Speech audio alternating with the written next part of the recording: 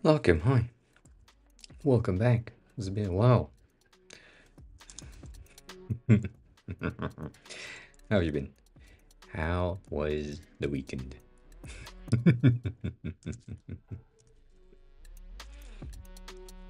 Did you lose your streak? That is the question. Chris, hi. Welcome on in.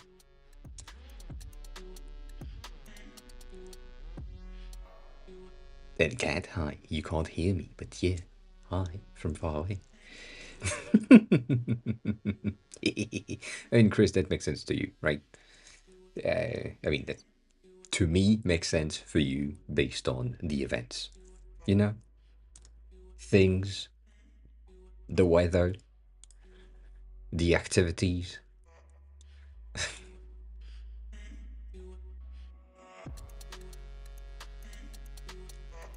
All that.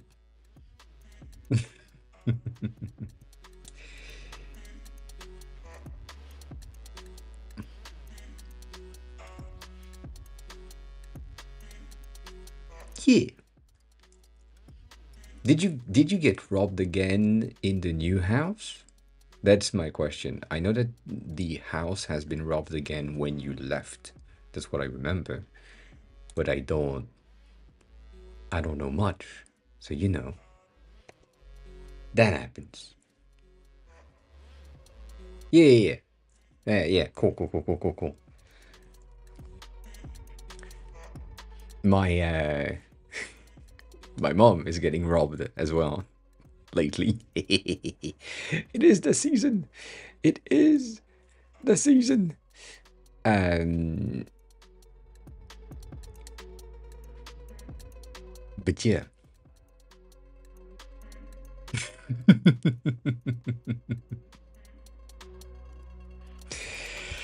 Let me just realign shit because nothing works. I also absolutely forgot to do the thing that I was supposed to do before stream started, the regular things. And we have uh, a lot of fluff today. So the fluff is fluffing and we're good.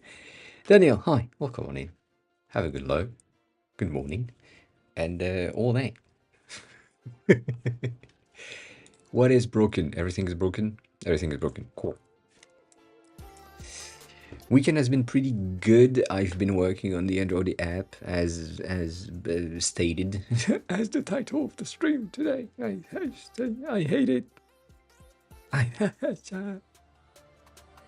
why? Uh yeah, I don't get it. We're gonna go on to that in a second, but yeah, I don't get it. We have some good news. Good news, as the app is live. Has been a week. It's been a week, exactly a week, and it was released to the public, obviously, officially from Product Hunt and all of that on Monday last week. We've had 230 downloads overall for now, and I have had 6 or 7 sales and 3 subscription. Good numbers for a week. I feel like that's as a first app, I'm happy with it. I'm happy with it. It's not the greatest numbers, but it's it's better than nothing. So yeah, we have some people that have bought some dictionaries today, apparently, or at least it is updated in my analytics today. So since this morning, someone has bought someone from Germany. I'm doxing you without doxing you because I don't know who you are. Has bought 4 dictionaries. So you have the first 1,000 words dictionary for free when you have the app for the first time, and then they decided to buy the extension packs for 1,000 more for 2,000, 3,000, 4,000, 5,000. They didn't buy 6,000. I don't know why, but they did. But they bought all of these. which means if they retain that data and they retain this throughout their learning, they have about 3 years of content. So that's pretty good.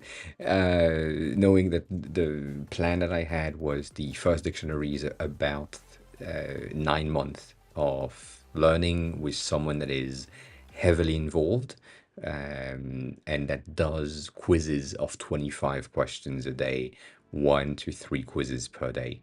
Um, and with that analytics potential math, it gives us about 9 months of content with the basic free tier. So that's pretty good. And they just basically added 9 months and 9 months and 9 months and 9 months and 9 months. So that's a lot of 9 months. I can't math right now; it's not an option. But yeah, it's pretty. It's a pretty good thing. I wish I had that set up, and I don't. So we're gonna do that right now. That's not set up. Jamie, hi, welcome back. How are you? How have you been? How's everything on your side? That's the other side of me. Um, can I unlock this thing? I can. Cool. So the base here. God damn, that is pretty good. So that here is now released, and as I just said, in the dictionary section, most people are going to have access to the first, the 1000, and the design dictionary. These are the two ones that have free installed whatever. The person or the user that has decided to buy more stuff has bought the 2000, 3000s, 4, 5, and not 6. Guess why? I have no clue, but they haven't. And then no one has bought any specific dictionaries yet, so we'll see about that. My coach, the work things, I don't know how to explain that, is or has said that the dictionaries themselves are too cheap and I should up the prices. So I might do that. I don't know.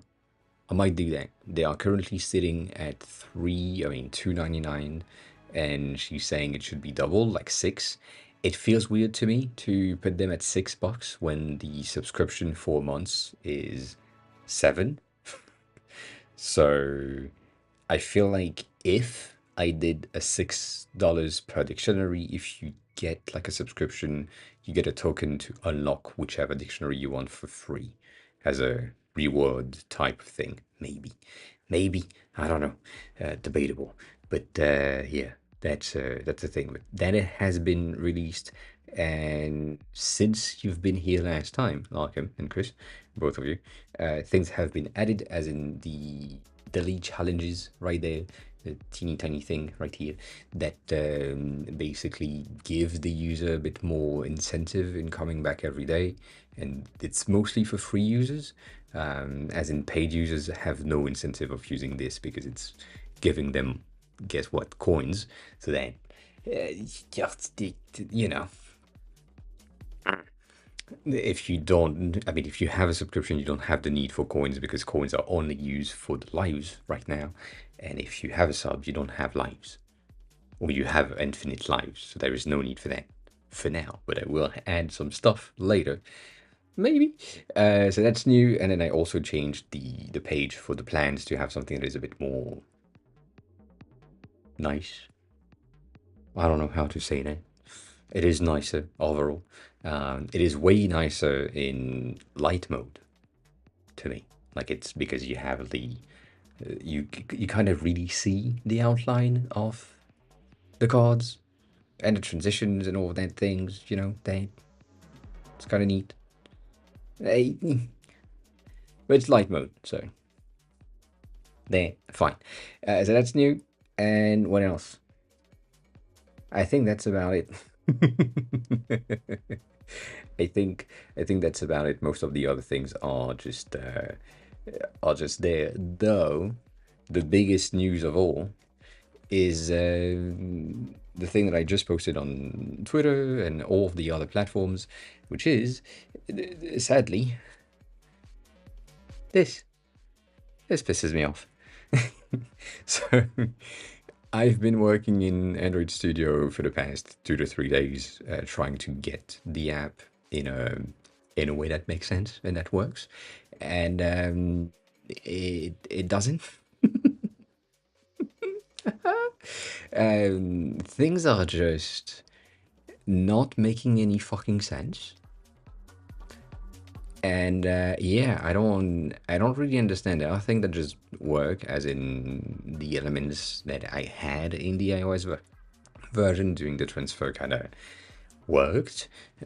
But things like right now, I'm working on the character components to ensure that we have something that makes sense, that is similar to what we should have. It doesn't really work. I have like the navigations, but the animations don't work. That's pretty cool. And then the effects of hiding readability, not a thing. Fine. The thing that is pissing me off the most is this section where, as you can probably tell, it's not aligned at all. And the reason why it pisses me off the most is because when you look at it in the view itself, as the component has it supposed to be done,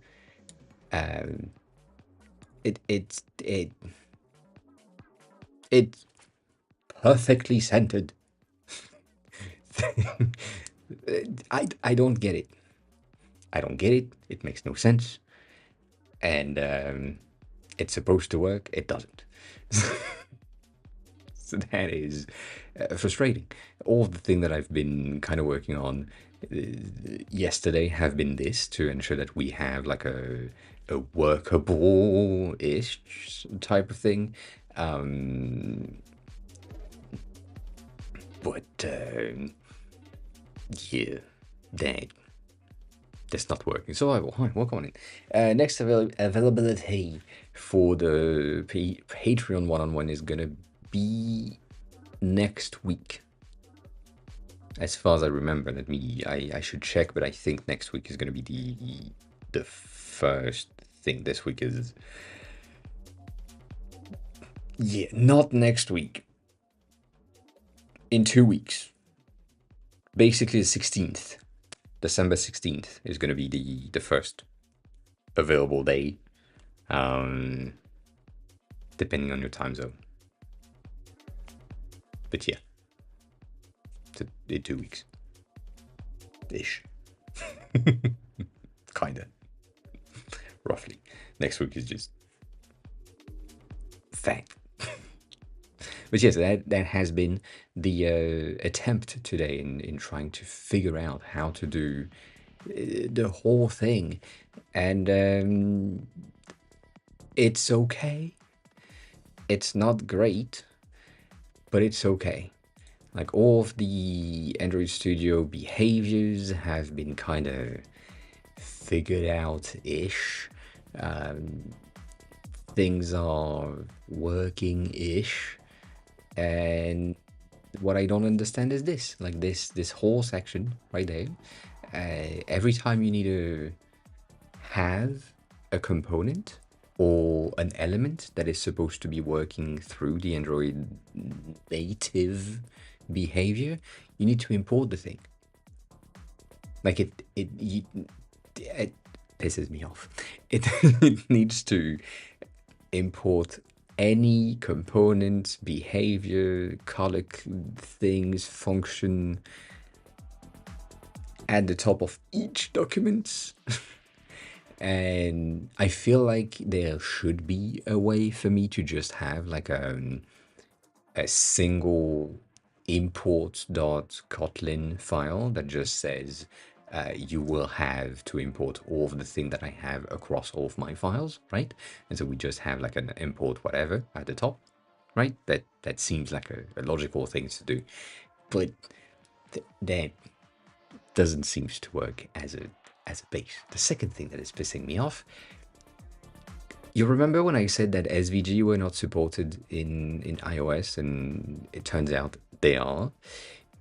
Um, so maybe I don't know how to do it, which is fine. But SVGs as .svg files are not supported in Android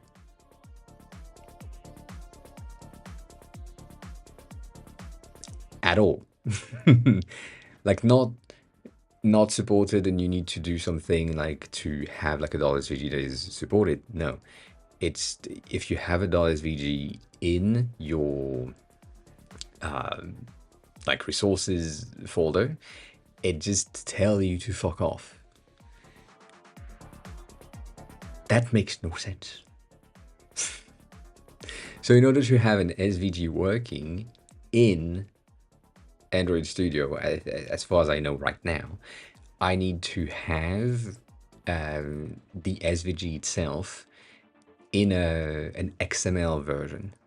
So if I have like an SVG somewhere, I can import it through Android Studio. It will transform it into an XML version of the SVG, and then I can use that XML version through the app.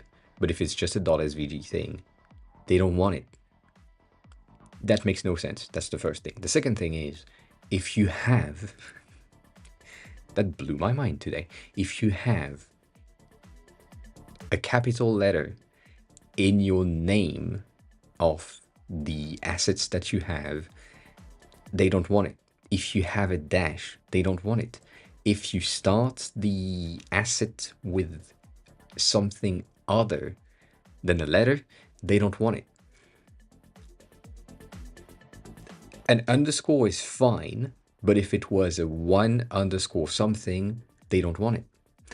I don't understand. I really don't. It's just the convention of everything makes absolutely no sense. So, you know, that happens. Other than that, the app so far is okay. It's not working, but it's okay. Most of the pages exist. When you click on a letter, it goes away. And then I have to fakely go back. I can start a quiz, but I can't go past the first question. I can make a mistake and lose all of my lives. That is not an issue to then be sent back into like the home screen. For now, like I can only answer one and then move out. That's the only thing I can do. But yeah, that's a bit of a mess.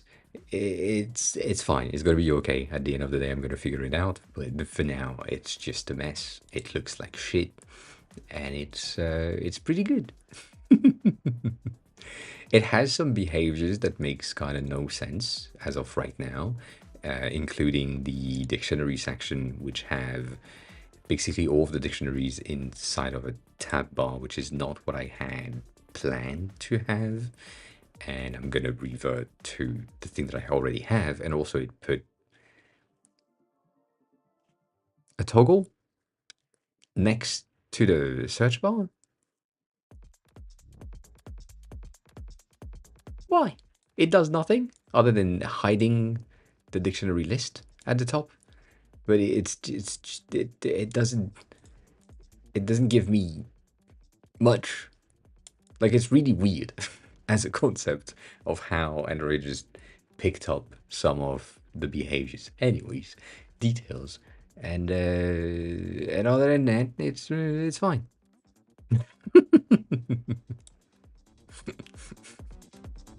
I'm gonna ship that tomorrow. It's gonna be okay. No, but yeah. So yeah, that happened. It's just a mess. The code and the versions, all of the things are just bundled together. The thing that is really good though is the reason why I can do that is because Cursor helps everything, and they have implemented the new versions in the latest update with the agent section thingy, which is basically doing the work for me. So if I'm saying, Stony, hi, welcome in. So if I'm saying something in here, it will just go through all of the files that are necessary, do the updates, and do the things automatically, and I don't have to do anything, which is pretty good.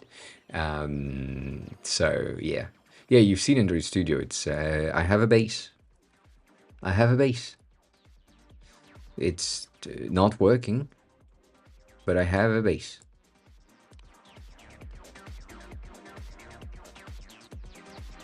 It's been moving. It's the, you know, shit needs to happen. Um, so that was annoying, still annoying, doesn't really work, and is broken. But it's a pretty okay base. I've obviously had a very easier time in creating the curved tab bar because I have made it for iOS. It works on iOS and it's fine. But yeah, there are a lot of things that just makes no sense. Like when I was working on the tab bar section here, if I change the, I think if I change the offset or the padding left, right, this one, I think, to, I don't know, say 48. Earlier, now it's fixed, but earlier the elements inside were resized. Like the first child and the last child of the tab bar was basically smaller when they were selected, which makes absolutely no sense. So I don't get it. I don't understand how Android works. I'm fine with not understanding, but god damn, is it a pain to just have all this thing working. Like it's just things should work and it doesn't. You know. Eh, at least some progress. You know. Good things. Good things. So that is good. We have, as I just said, we have the base for the hiragana and katakana. This is working, and we have both pages. We don't have quizzes per category just yet. That will come later. And things are kind of slow in the beginning because obviously, like, it needs to be kind of, you know, right? I did. It was Japanese, but yeah. And then we have the radicals, which are the base radicals. I need to reformat the radical list that I have in my iOS format file thingy. That's a thing. And we also have the kanjis for all of the JLPT styling, like not styling, JLPT sorting. So N5, N4, N3, N2 are fine, and then because my data source is kind of weird, N1 doesn't exist, so there is still something that needs to be figured out, and I don't know how to do that. We'll see. But it's somewhere.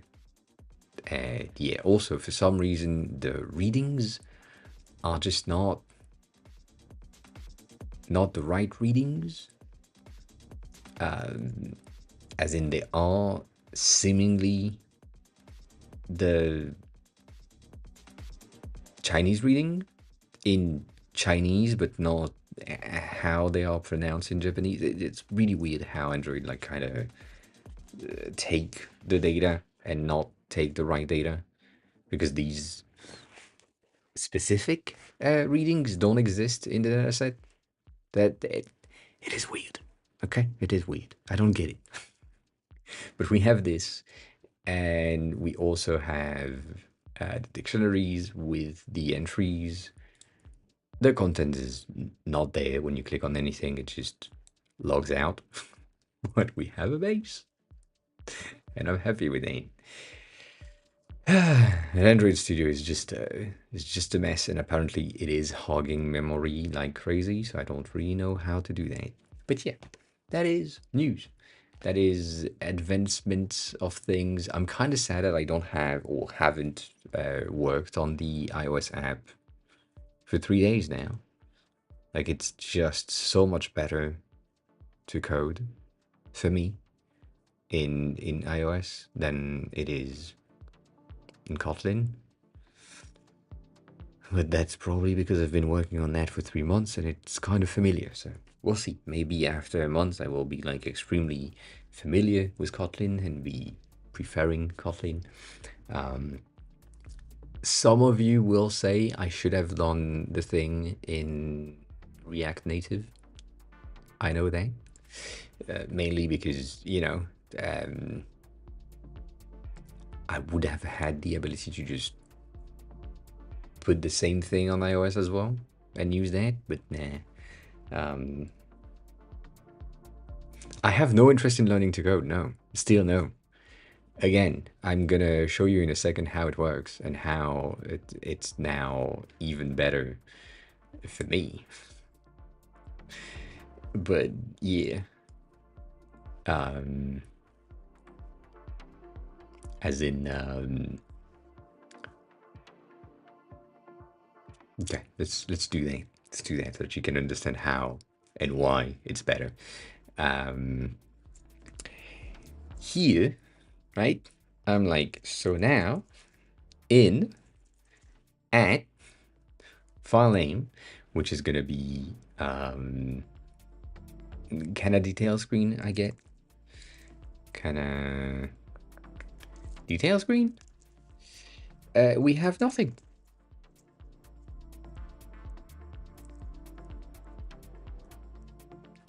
And then I press enter. And then I wait.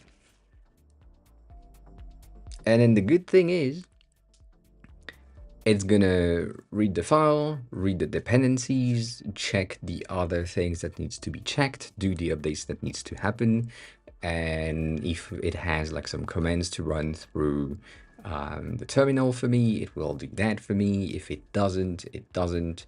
And updating the things, and there is some issues file, going through the files, doing some updates. I have nothing to do, which is exactly what I wanted to do, and it's the reason why I am not interested in learning how to code, because I don't need to.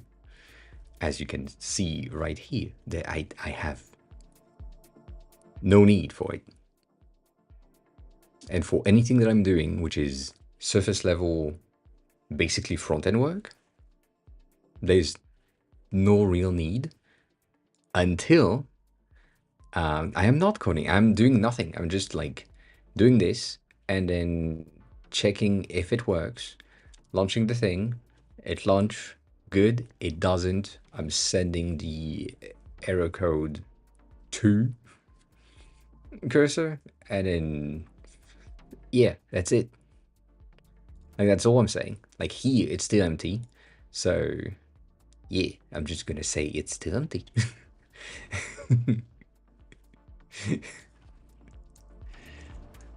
And the thing that is good is that it's using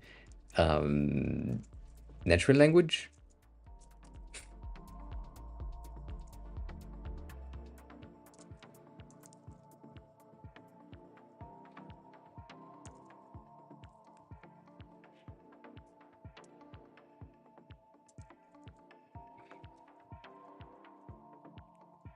The thing that I like though is that I just do that and then I can go here and open the VS Code version of your app. It's still gonna do the work in the meantime, and once that's done and I'm fine with it, or this has loaded or whatever, I can come back here, check if it's done. If it's not done, I go back there, I check what you've done, and that's it. That's the reason why I'm still not interested. The other thing on the dashboard, you broke a migration, so there is no content. Cool. I don't have the permission to see the dashboard again. You know.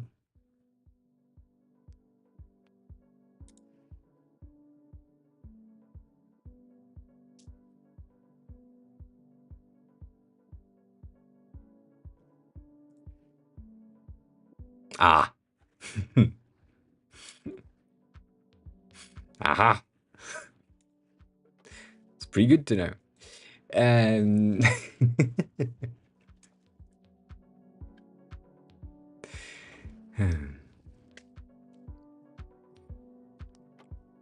I mean, I have no power anyways. So you're good. You're good. Don't worry about it.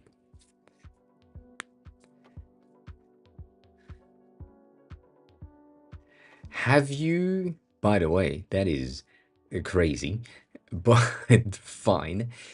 Um, have you seen, probably you have, but have you seen the latest LTT, latest, not latest, some of the latest LTT videos about the XOS thingy that they have reviewed?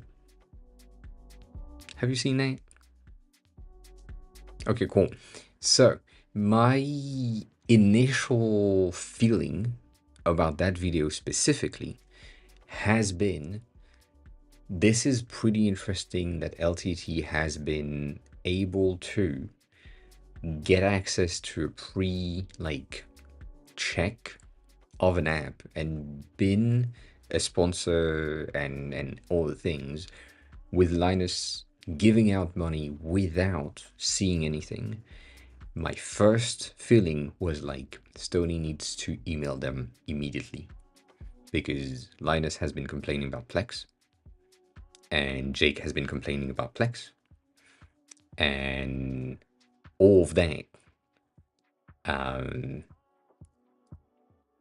all of that, I'm sure that you should send them an email saying I'm working on something to replace Plex and Netflix and to let you own your media.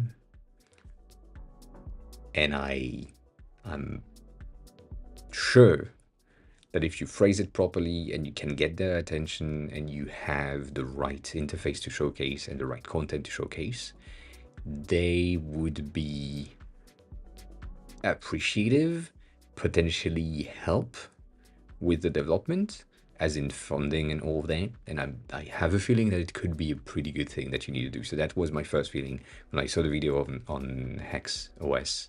I was like, this is what Stony needs to do. We need to send an email to Linus, either directly or Jake directly, and have them have a look at it. Yeah, I know. You didn't miss the whole thing. You missed the thing that I said before, stuck in both buffer and back. So send them an email. That's what I said. That is what I said. Just find like a work email from LTT and do that. Yoshi, hi, welcome on in. How are you? How have you been? How's your day going? All that, all the questions.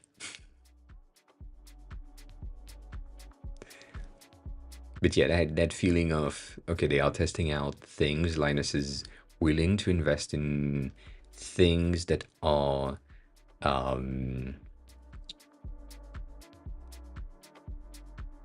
promising, like that have a promise of something.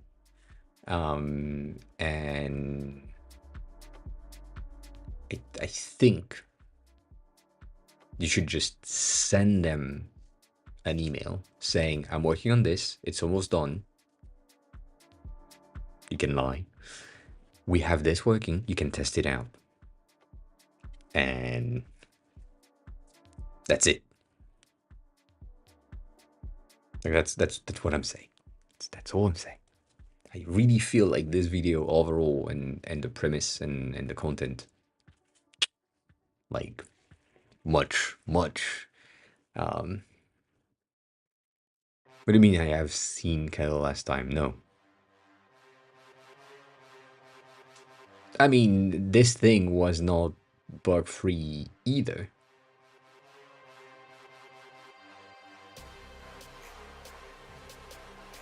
I don't know what you're talking about right now. I have no clue. Preparing for game jam. Interesting. What type of game jam is it?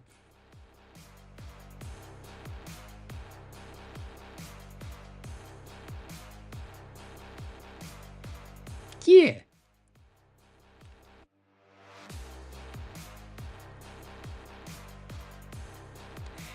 It is the same as my Instagram. Um, yeah, this one. I just saw the notification on my phone. Yeah, that one. Exactly. Um, and it's the same handle on here. So I've been followboarded by titties for the past 5 days. I have just been followboarded by titties. That's it. That's all that happened. It's fine though. I don't know. I don't know. But yeah, that's the place. That is the place. I mean, that's the person that's following me. I'm not doing anything. They just follow. Nonetheless, they um I don't so Stony, I don't think there is a real issue. Chris, hi, welcome in. How long you on the threads? I've been on threads since it popped in. I was in Japan when it popped in, so 2023 something. I was there for a week and a half. And then I kind of left because no one was there. And then I came back to it 2 months ago. So, yeah, that happens. And like you said about that streak, what happened? Hmm? Hmm?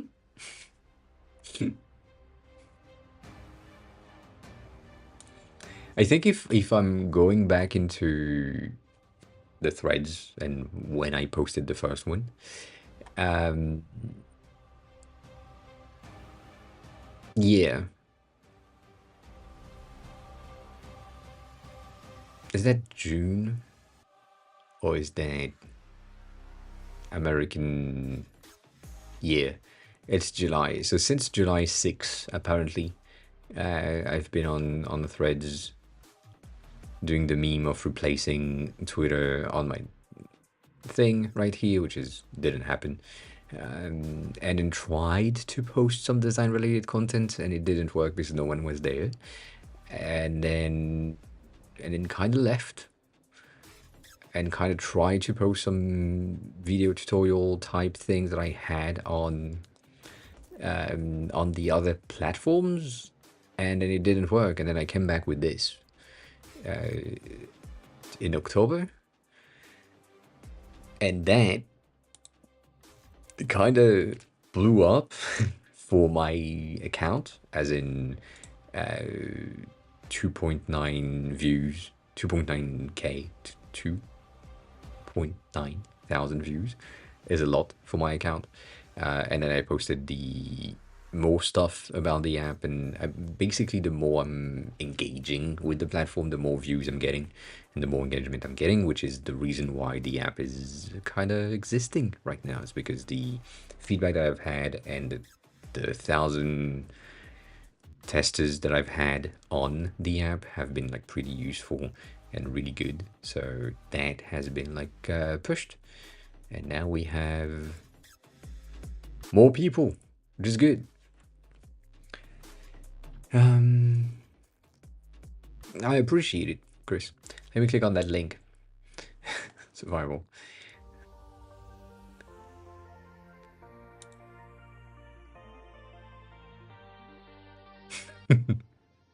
That is. Eh.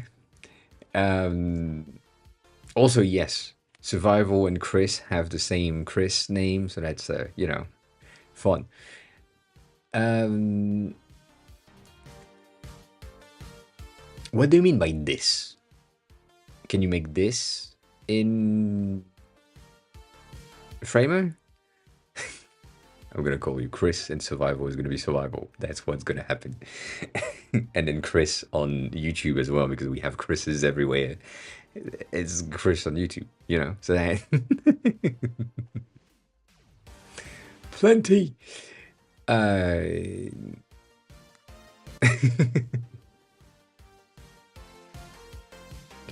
what you talking about this Survival? What is the request on that?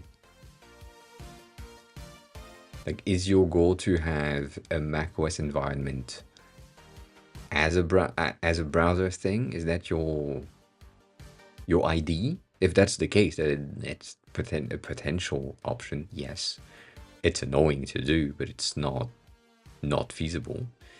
But it's annoying to do. But a lot of people have done that. You've have no. I think some people. God damn it.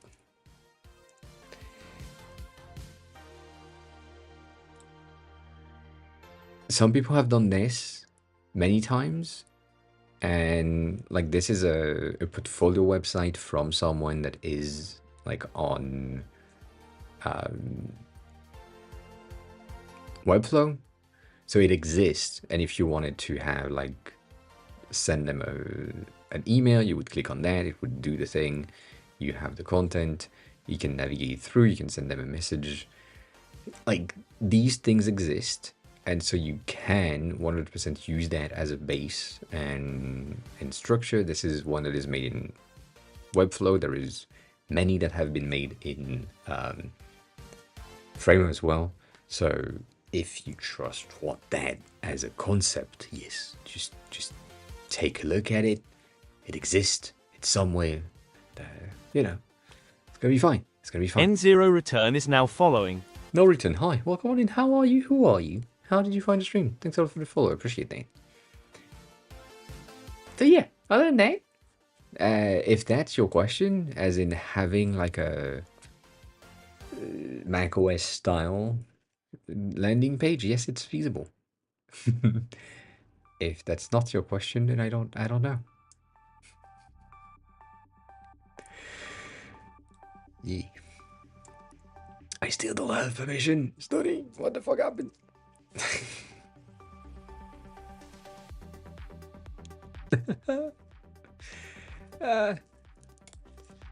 So yeah, I know that there is another one for Framer somewhere.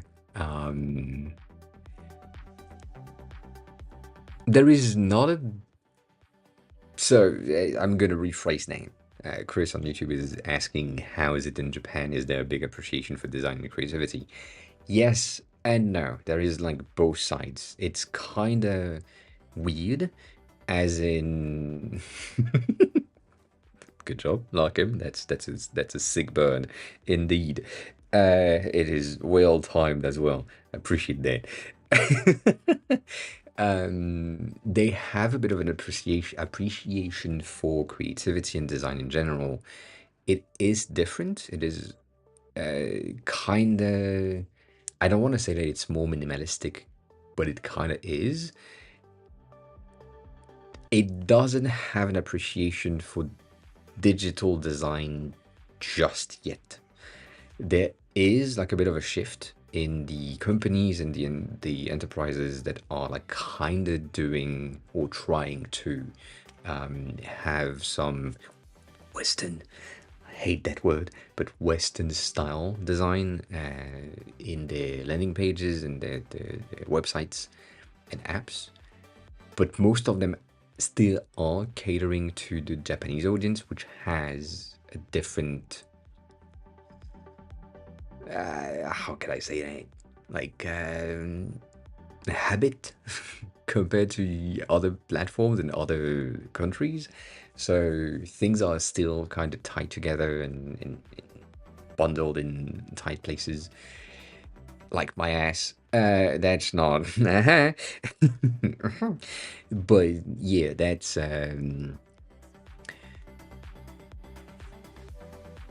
yeah.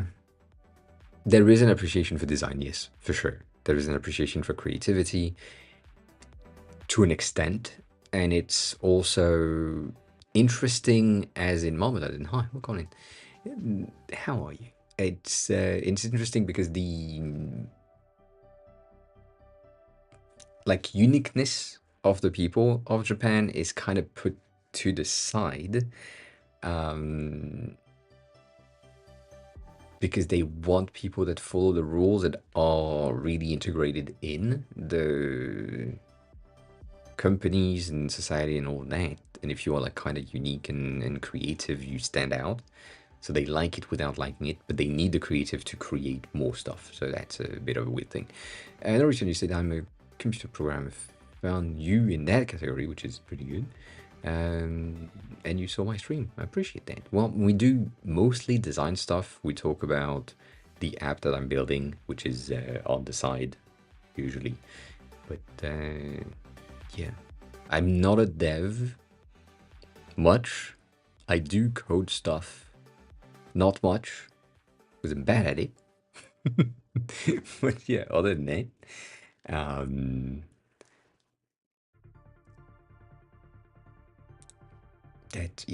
that's about it. What do you mean survival was in comp died?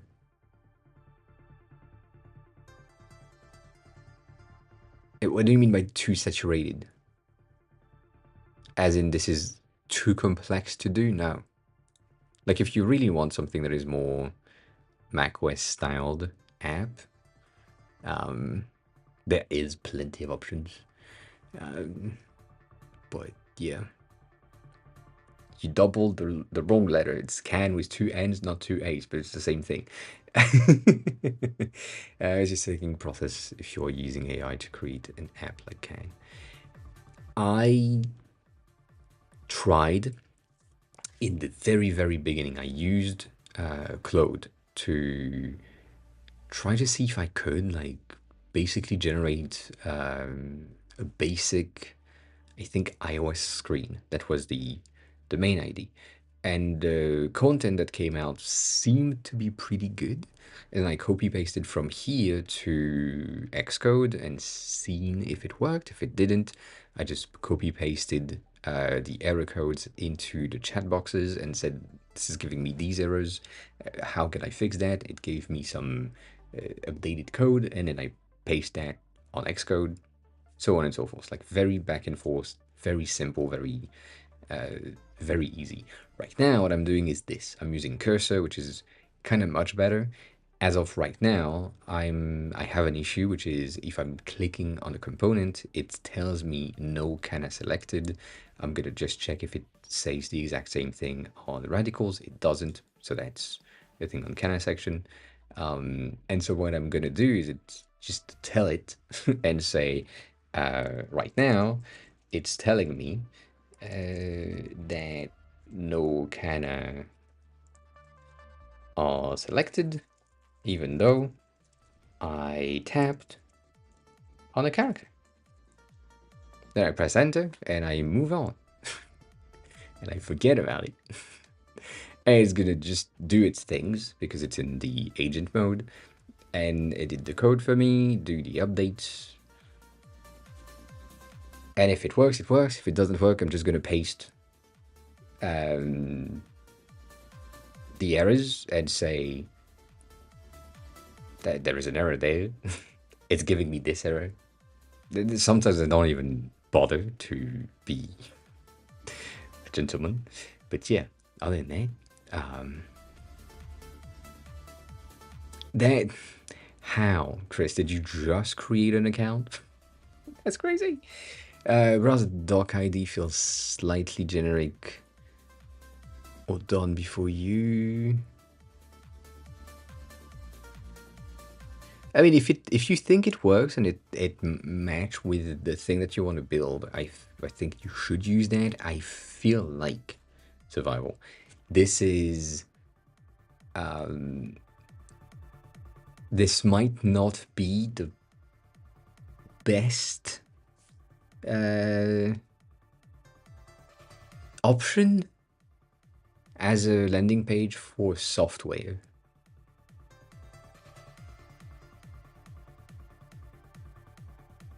I'm thinking right now about what would be, because that needs to happen. But it's just, yeah. The one that I made for you is really different. I feel like the one that I have here, the Mac Vision, which is mostly a Mac OS inspired landing page. This one costs $29, but it has some sort of a more aesthetically pleasing thing. It has like the refraction things on the side. That is a good-ish option. I feel like this is not that good, but it's a good-ish option. It's a good base for a project uh, template type of things. Usually, at least for me, compared to other things, like if it's an app and you're building an app and it's some of these things, it's make a lot more sense to preview and present the app itself rather than not. So something like this one, for example, that would have like a bit more of a presentation, and then you have like these magnificent effect with, I'm guessing this is Unicorn Studio in the background, but these things that are just simple data-driven content based on what you would have in the software at the end of the day. So that is to me going to be much more interesting because it gives me, as a reader of the landing page, more information than if I'm just getting this. If I'm getting this and this isn't functional, which it would not be, you may have the ability to trigger like some sounds and some things, but in order to make it like functionals, that may be extremely complex and extremely heavy on the processing of the landing page. So I might not recommend that. That doesn't change the fact that the link that I shared earlier is basically what you need to have if you want this as a concept. It feels generic and also kind of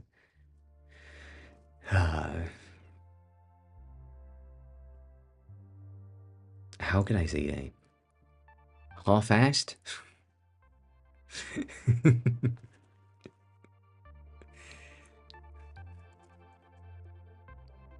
Yeah, I don't know.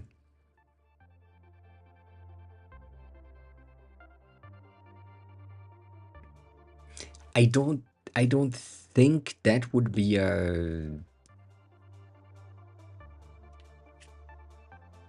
positive. Maybe I'm wrong. I hope I'm wrong. But based on what you said last time, right? Based on the app itself and what it's supposed to do and all the thing that it's supposed to achieve, if you just have play, skip, forward, backward, and some premixes, it doesn't give me, as a potential buyer, any idea of what the thing can do.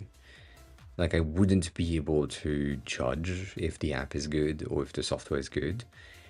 I would just be able to say, okay, so I have like, it's a music related things. Yes, I get it. I know this software. It's the software that I use every day. The thing that you are building or giving me is an assistant that will help me to go faster or do pre-made presets faster.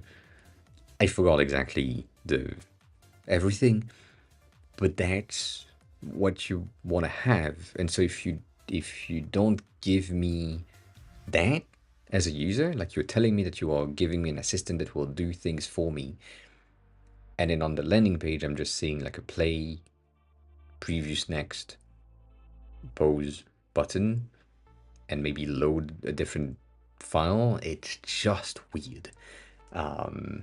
So, yes, people have been requiring passports, and specifically Meta has been requiring passport for a while now. So that might be the reason. They just want to make sure that you exist and that you are a true and living person and not a bot. Based on your location, it makes sense. Um, you know, Dan. So I don't think survival. I don't think it's a good idea. Let me.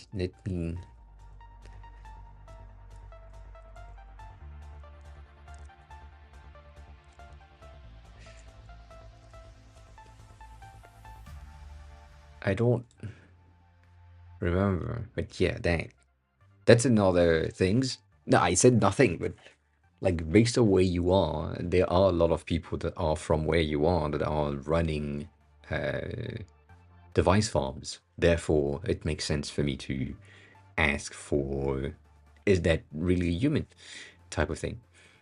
Hobnox or Audio Tool has been like interesting software for a while for me, and this whole thing, this whole section, uh, is things that have been created in the tool itself, and then you have a preview of what the studio is, which is well basically a studio, and you have access to all of these tools in an interesting environment. And then you have the community and all the other things. This tool have been existing probably since before you were alive. I used this when I was in school, and at the time it was in Flash, I think. It's been a while. It has been a while. Now it's better. Yeah, I know. But this is the landing page, and the thing that you get when you are in the studio, you are getting. Come on.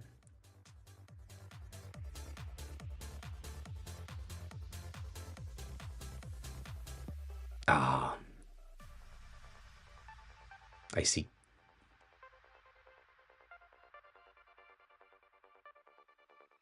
Interesting. Some things have been changed apparently. That's good to know. Uh, I don't know if I didn't read anything in there, and yeah, I don't really give a shit, but fine. Um, can I go in the studio now? Yes. This is what I get, which is basically what you are giving me in a way in your software here. The orchestra is a tool that is kind of an assistant, but it has like a lot of software behind it and all that. Whatever. In audio tool, I'm getting this. It wasn't really defined and presented in the landing page. It was, but not that much. Like all of the thing that I had here was mostly the basics and the content and all of that. And then when you launch the app, you get the full potential of the things, but you had the features displayed and explained in here first, and then access to it all, if that makes sense. So for you or for me, having a landing page like this would make more sense. That's a wild thing to say because more sense is not true, but like it makes more sense to have a presentation landing page than this is how it would work landing page.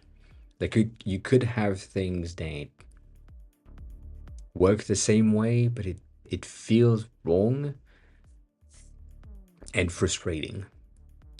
As in, if I'm on a software that is supposed to give me access to a lot of things that is still not working, um, and it's not letting me do the thing that it's supposed to let me do in the app itself, it's going to be frustrating. And I'm either going to be in one of the two options, which is I am frustrated, I'm going to just log in to see how it works, or I am frustrated and I'm going to say, oh, this doesn't work, I'm not even going to try it because the landing page doesn't let me do the thing that it's supposed to let me do. You see what I'm saying? Like, it's just, it's weird. So that is the reason that this is, unless it is a fully fleshed out software experience that works, I may have a bit of an issue with that, with the feasibility of it. I think the other examples of Suno is kind of, god damn it. I'm not gonna do that. I'm not gonna cave. This one, when you are landing here for the first time and you don't have anything created, you have like all that, like what has been, I think. I forgot. Let me just check, right? Yeah. When you're not logged in, you get this. You get everything that has been created, and then you can create a song. And then you create a song for free without, I think, without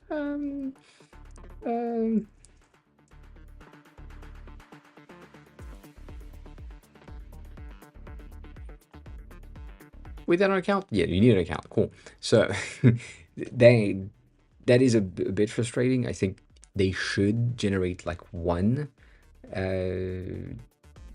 song for free. That is like a very small thing, like a very 30 seconds to 45 seconds preview of how it works. I think that's what they should do. I understand that this is like extremely demanding on their servers and their AI generation things, and that probably would cost a lot.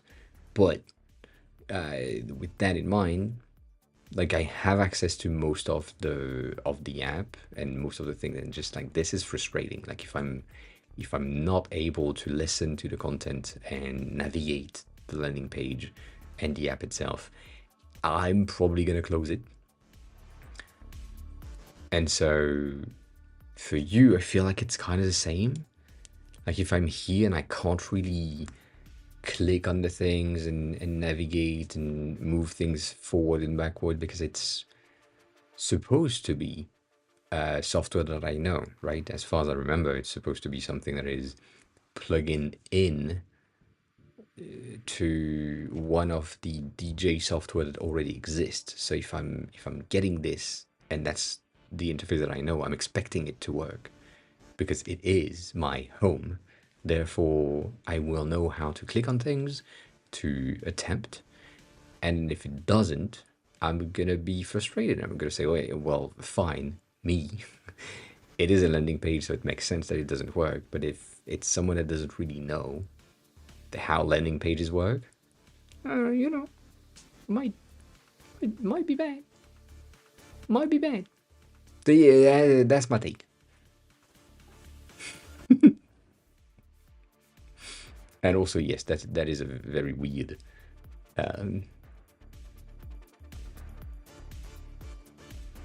thing to have on the phone. Like I'm not against it, but that's weird. So yeah, overall, I feel like a landing page would be a better fit. And as always, if you want Framer, because I don't know, you don't want to build anything else, which is fine. The free templates, there is plenty, and you will find something that match what you're trying to do. Like let's say you're doing a SaaS thing, and You like this one? I mean, this one is 49 bucks, but same. You can have that looks like a viable-ish, music-related-ish landing page. And, you know, it's fine. It's an okay thing.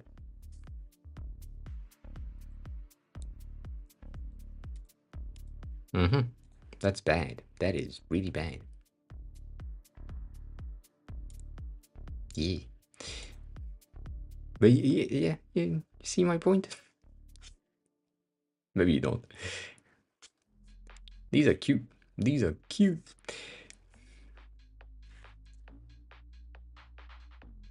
Huh. Huh.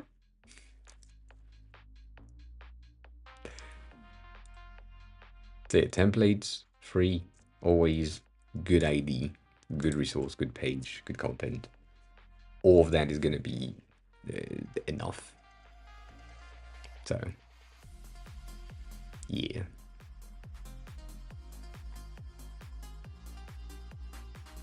Also, you're right with this. I just reread this. I I I I do agree with that statement right there. I think the legalities of having the DJ software presented, or the look of the DJ software presented, unless you have a partnership with them directly saying that you have an integration that works flawlessly with X software,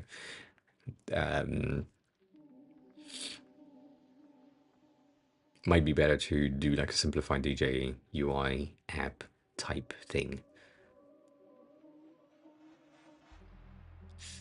But yeah, that's annoying. I get that. I get that. I understand.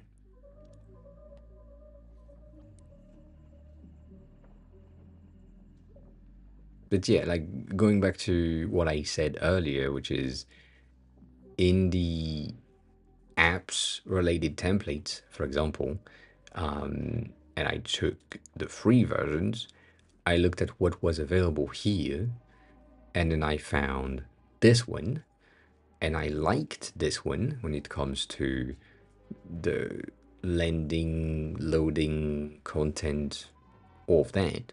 The landing page was pretty good, and then they have like a ton of content that I really didn't need. But most of this, I have used that for this one. Like you can see that the loading animation is the exact same, it's the exact font, it's the exact same content, it's just on the side, and then I changed the image. But that's it's the template that I use. Templates are useful. But you know, you don't need to recreate the entire thing. Like you just need to find a template that works for you. I would say that.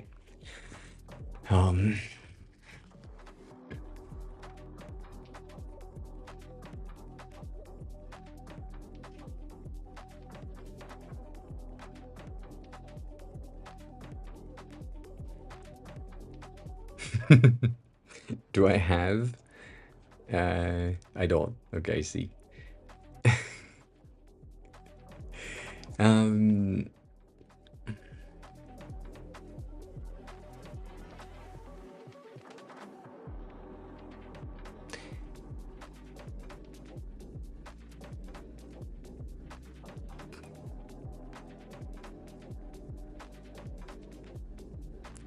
I don't know. I mean, if you think it would be converting, then go ahead. Like, you know the target audience better than me, that's for sure. I I'm kind of scared of the implications and the amount of works that you need to have in order to get the output to be right. Like in order to have the landing page to feel like the final product and software, if you have the smallest bug or the smallest thing that is not feasible but is still displayed, some user would be like, that doesn't work, that's sad, that means that in the end product it won't work. So I think, who did they? Is it ShiftNudge?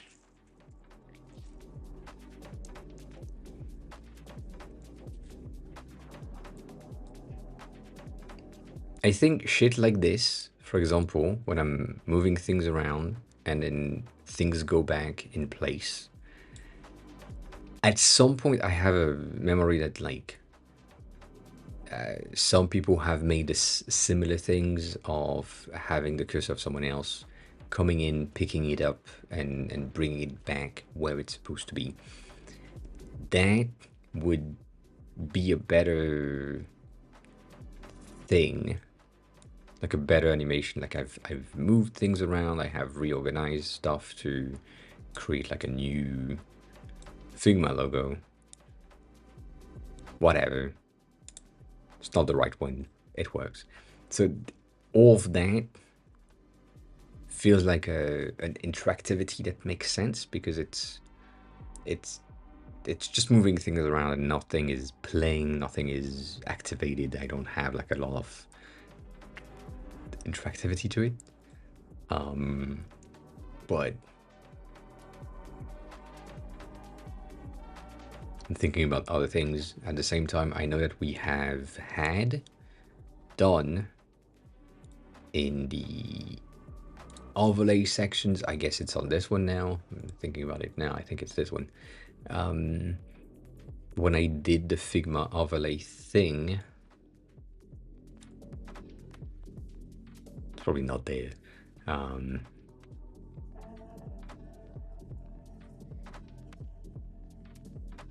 Yeah, I feel like it's probably gonna be extremely complex to get the whole thing working. And that's why I'm like unsure about the conversion and the feasibility and all of that. Like this whole thing was an ID.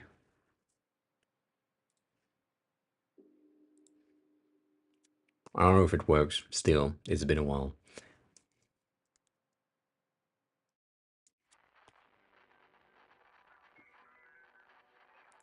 But we had this as a stream redemption type of activities when people could potentially have like move around the camera and the chat and other things that were tracked in the stream overlay. And then in the concepts that we have made or had made, we had basically the broadcaster that was coming back and fixing the layout. So you had me, like my cursor, that came back and just moved things around. Basically, it was just a presetted animation, but the username of the user that redeemed the move chat redemption, for example, their cursor came in, moved the chat in the exact same position every time, and then after 35 seconds or a minute, my cursor came back and just fixed it.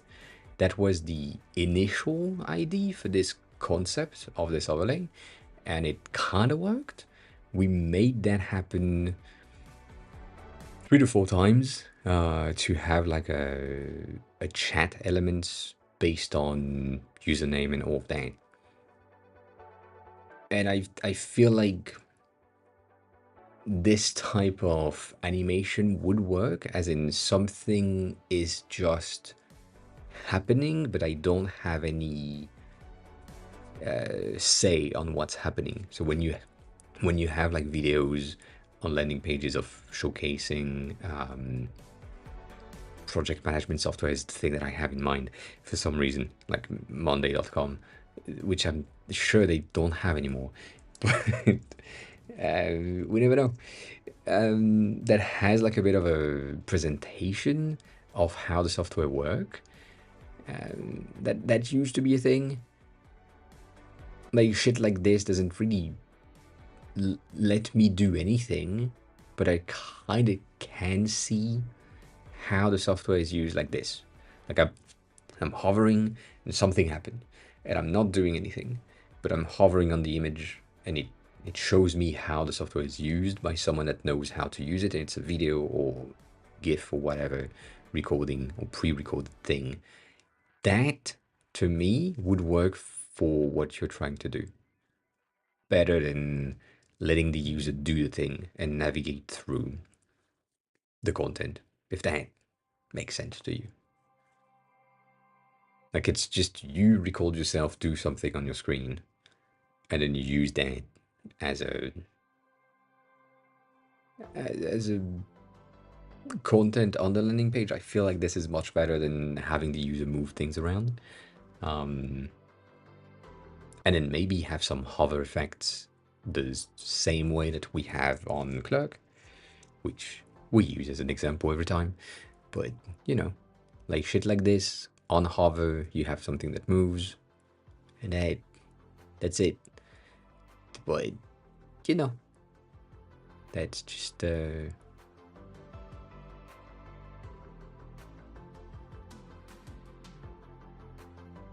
potentials. I don't know.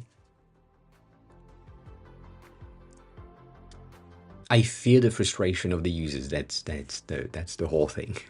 That is my whole point. I just fear the frustration when you arrive on something and the software or the landing page tells you, oh, you can use the thing, and then you try to use the thing as you're used to use the software that you're used to use, and then it just doesn't work.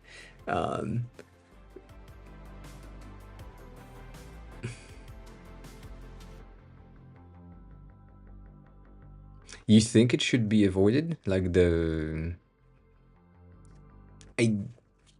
I mean, I have Monday. I feel like ClickUp probably have the same thing, and maybe ClickUp is going to be better because it has like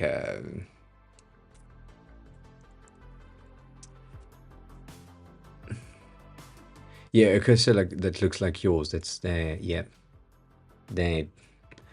So I'm going there because I do remember that ClickUp had different cursor styles, as in they use the Figma cursor style that are more rounded, but apparently they have removed that, which is fine. But yes, I understand your point.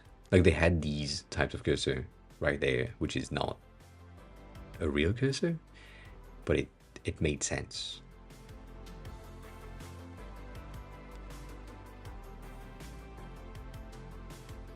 It's sad because I have like a version of the thing that I have in my head. I know I've seen it somewhere, and I don't know where it is. I don't know what that somewhere is. It's sad. Yeah.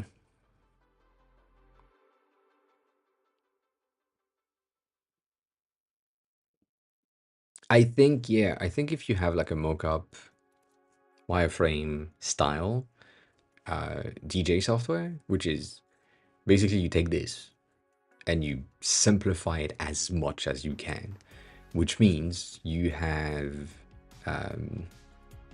waveforms at the top, two of them here and two of them here, which is basically the same thing. And then you have a UI that has one of these because that makes sense. And underneath, maybe a list of content. I don't know. I don't really know how DJ software works. So I can't really say. But as simplified as possible, skeleton format of things that make sense. Yeah, I think that would work. Because that way the people that are entering the landing page would be seeing the thing, and potentially, I don't know how good and how integrated your software would be, but if it's just working for one software, like if it's only working for the record box DJ software, then use the record book things, because that's fine. But if it's supposed to be working for many and they all have similar type of interface, having a skeleton version would make it, oh, it works with mine, cool. Like that's the thing that would pop in my head if I mean, I don't know, but like if I had preferred DJ software, I would be like, oh, cool, it looks like it worked for DJ software. I'm fine with that. And I can see how it works without really having my brain saying or telling me, oh, it is record box that I'm using every day, that I know exactly how it works. And I'm going to try to click on something, it doesn't. And also legalities, as you said earlier, like might not be good. So yeah, that makes sense. Maybe, I don't know. It pisses me off that I can't find the thing. It's not toggle. I don't think it's dovetail, but we never know.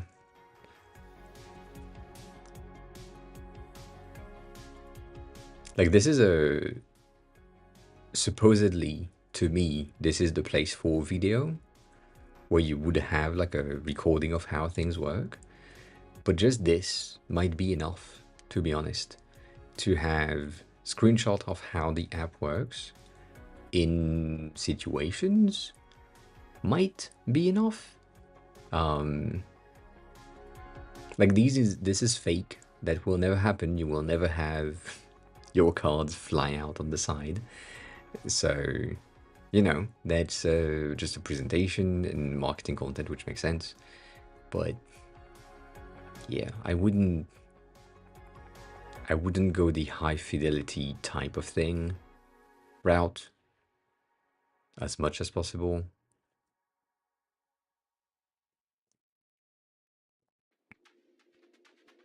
Maybe, I don't know. Yeah, I feel like this is much better. Mainly because, also, I don't know. I don't know. I don't know how these works. But if your goal is to, again, only work with one specific software, then good. If your goal is to expand and have the software be accessible and usable with many other platforms, if there is many platforms for DJs, I don't know. But if that's the case, right, you want to expand, you want to have like more stuff.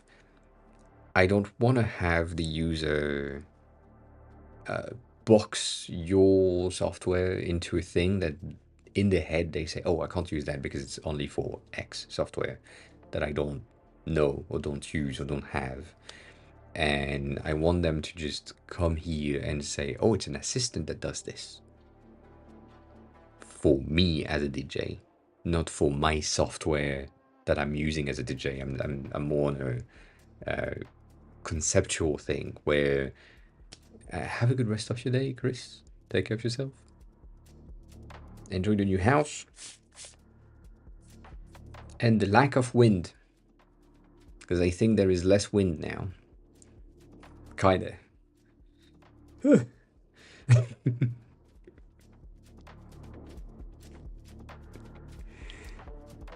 Yeah.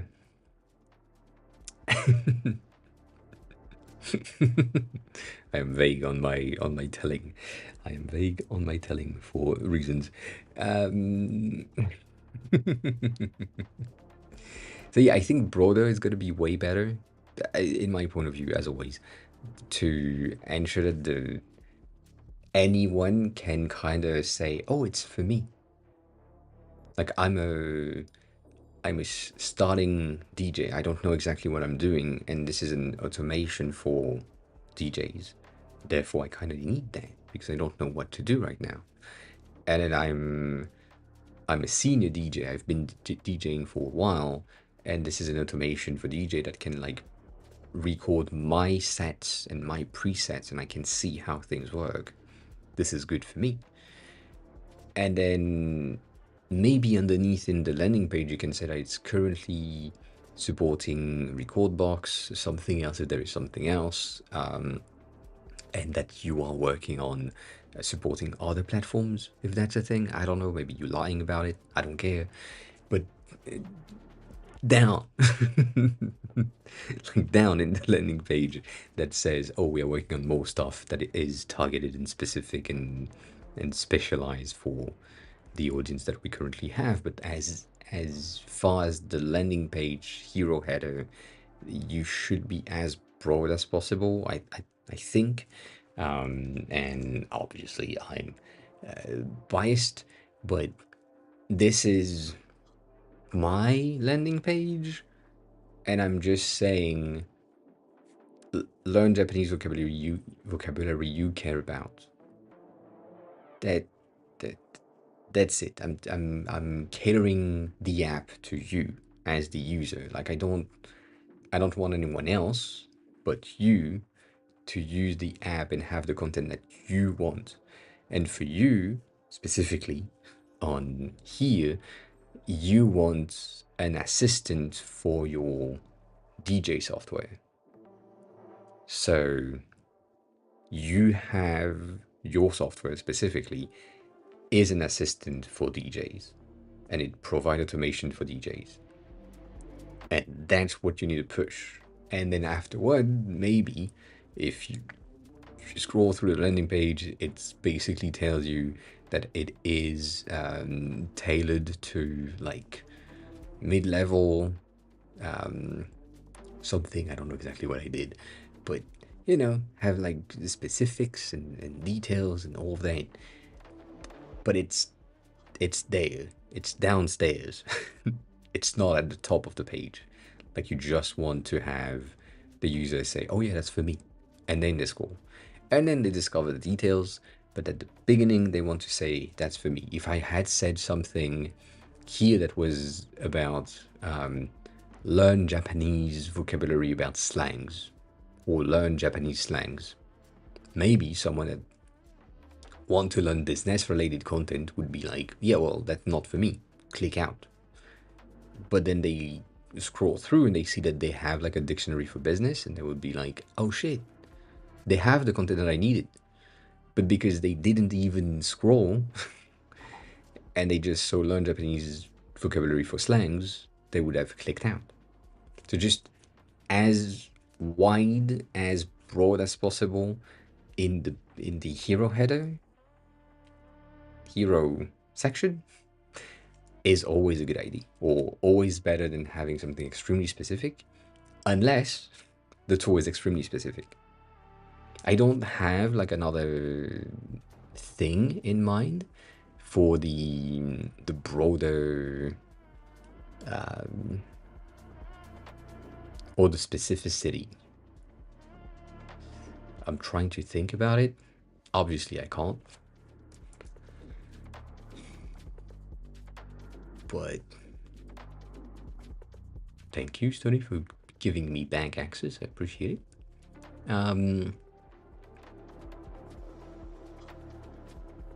I don't.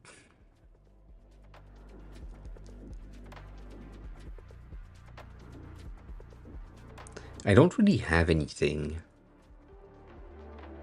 software that I know that are laser focused on very like one thing. We do one thing. Sorry. Why the fuck is that down? Why isn't it like right there? I know why, but goddamn.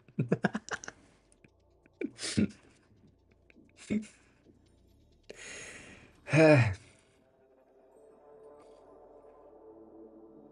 get it, but come on, man. Ah, uh,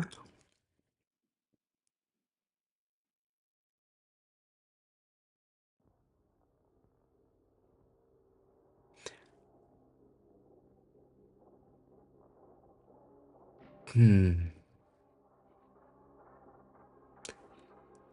Uh, I have doubts. Um,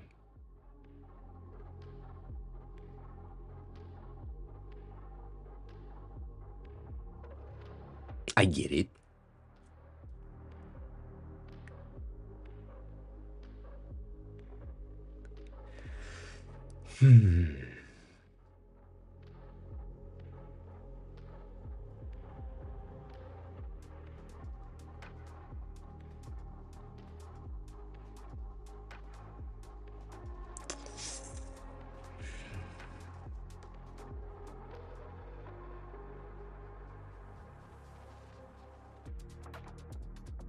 Something's bothering me, as you can tell right now.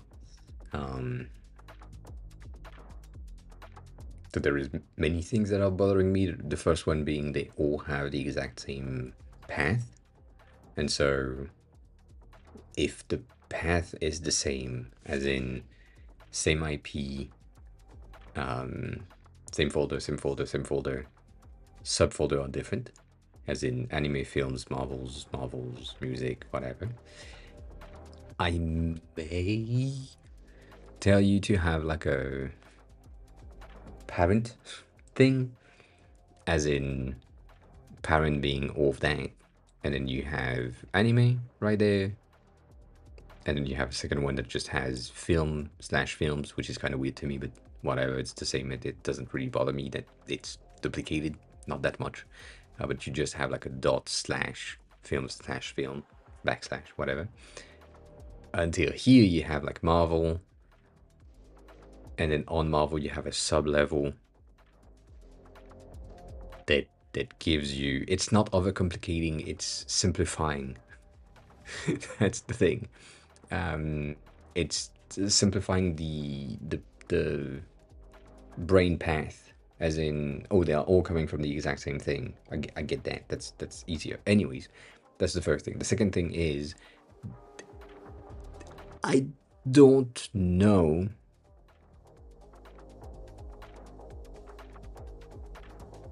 And I need you to tell me that, because I don't. Survival 309 just resubscribed for 3 months. I appreciate that.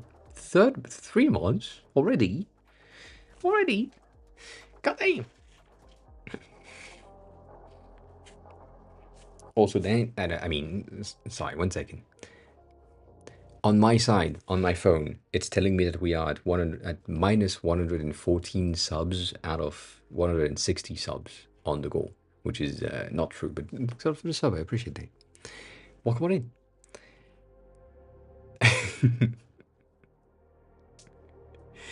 It's just, it is weird. Coming back to this though.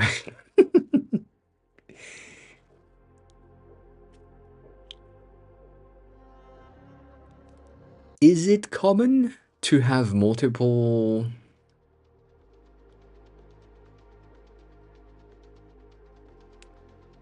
drives for your medias? I'm guessing yes, right? You have like you would have one for the movies, you would have one for the animes, you would have one for the specifics, and they are like specific drives on your NAS or whatever. That kind of makes sense in my head, but it also doesn't feel like a common user behavior. Like, to me, common user behavior is we have like one drive, or maybe two, and then you have like 1 terabyte, 4 terabyte drive that host all of your content as a regular, like, regular user.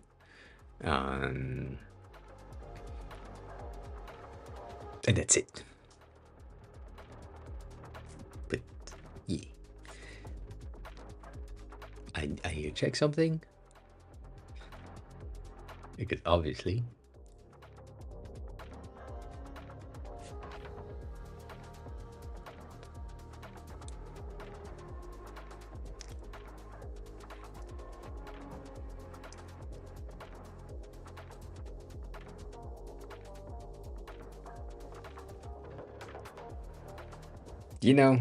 dang.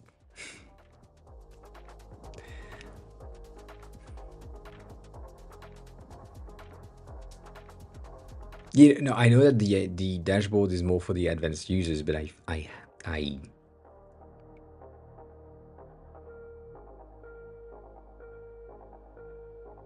simplifying the UI doesn't mean that it's not for advanced user.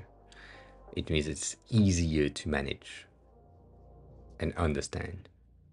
So this is a very small drive based on your standards.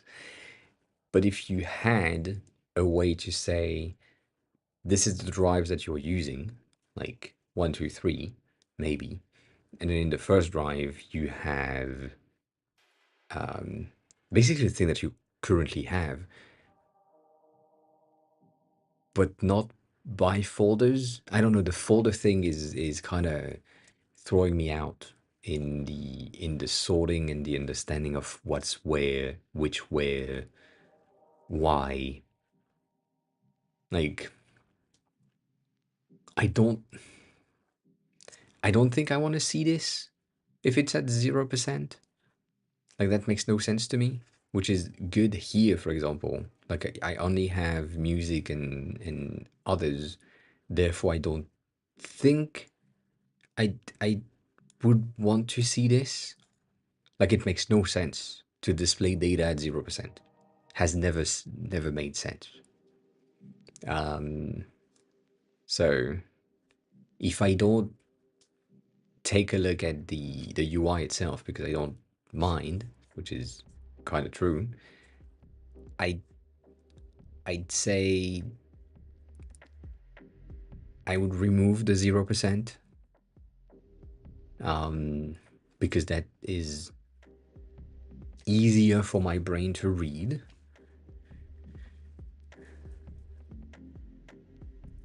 And I would remove the parentheses because that makes no sense.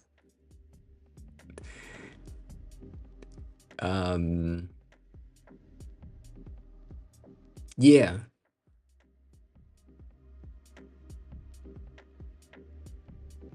Dear Walter, hi, what morning? We are not coding Android today because Android is as bad, but it has progressed. It's still bad. Still bad. As in, I mean, if you are someone who dev Android, you probably can tell. That tab bar right here, I don't know why the icons are above where they're supposed to be, because when I'm looking at it in the preview, they are not. I don't get it. So if you know, please tell me. If you don't, please tell me. I mean, yeah, this is Kotlin. This is Kotlin Jetpack based content. Supposed to be. Because I mean, not really, but I made the other one in Swift UI, which is basically Kotlin. I mean, they are the same in terms of syntax and understanding. For me, it's easier.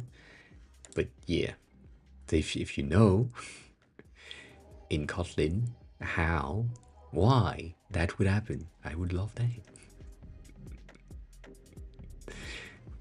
I don't know if Jetpack is different than Kotlin. I mean, it is probably, and I don't know the differences in between Kotlin for Android and Kotlin for something else. But yeah, so we're not really, we talked about it, not coding in there. So yeah, I would remove the parentheses. I would remove the one that are 0, and I also believe, even though they are all at fake data, as you just said, I would believe that for anime, for example, there is a high probability of having 90%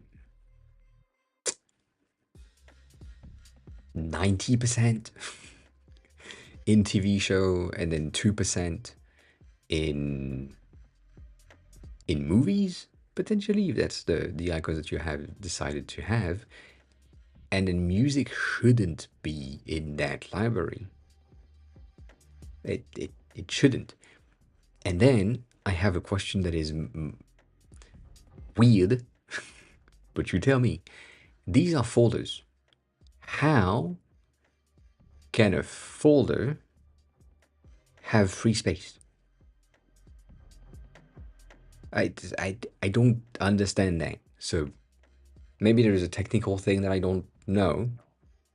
But if I have a folder, the free space is going to be my drive space, which means that any folder will have the free space um, that,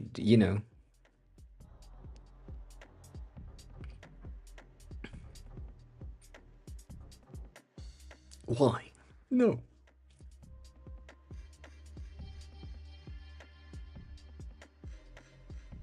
That's the question, you know?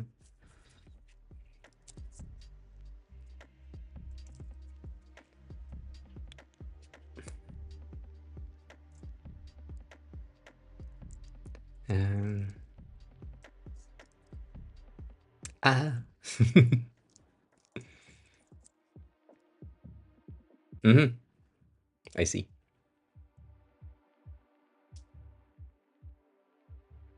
What is DF?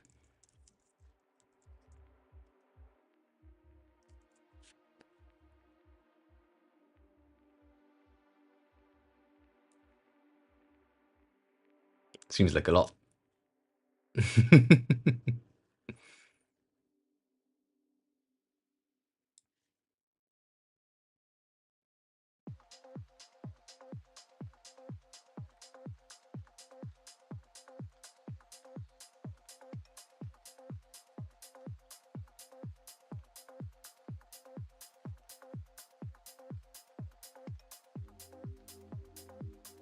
Mm.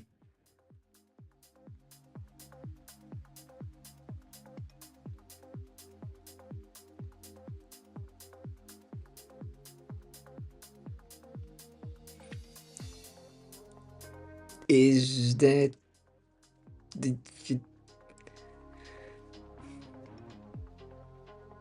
yeah, but I mean, wouldn't I be true and right in saying that the free space in a folder that is in the same drive would be the same? As in this one, this one, this one, technically here, all of them in the fake data, coming from the same drive, therefore they will all have the same free space. That's my thing. If you have three folders in three different drives, then yes. Um, yeah, that's I don't. I get it. You want it for power users, but I you see, my I don't I don't think it's a good idea. Uh,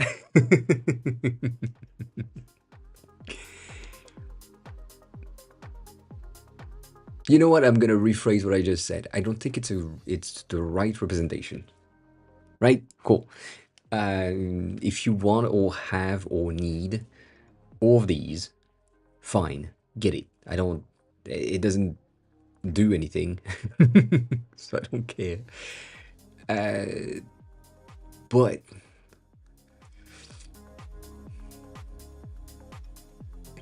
I think the presentation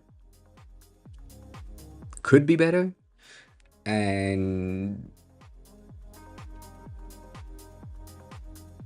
I don't know if the icons are useful. I know, I know. A designer saying that the icons are not necessarily useful is kind of weird, but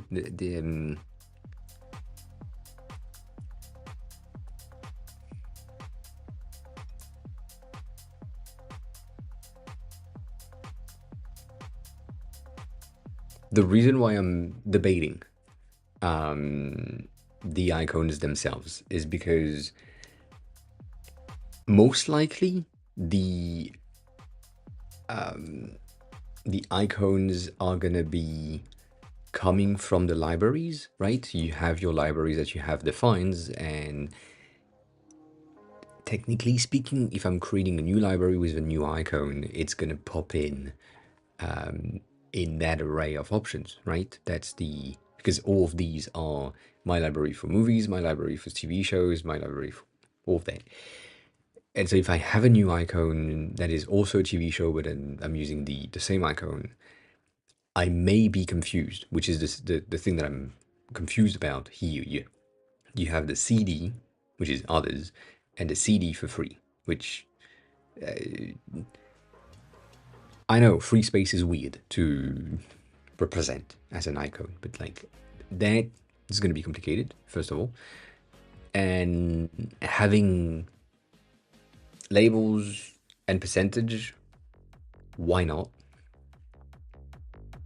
But the icons might not be a good idea based on how the app function.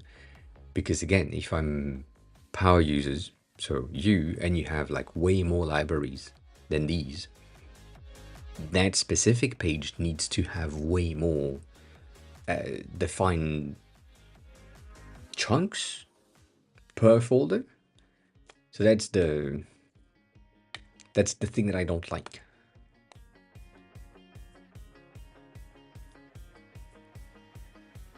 So if you can, yeah,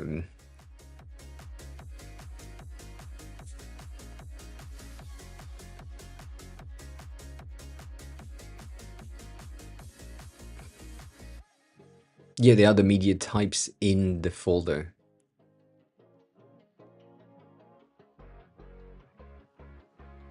So I really think you need to get rid of the empty ones if you can.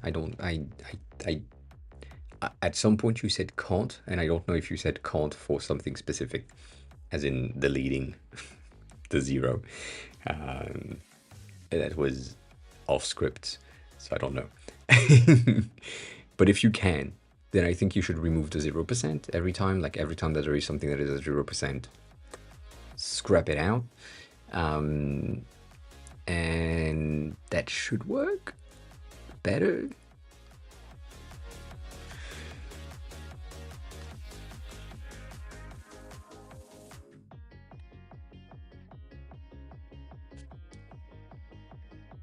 Yeah.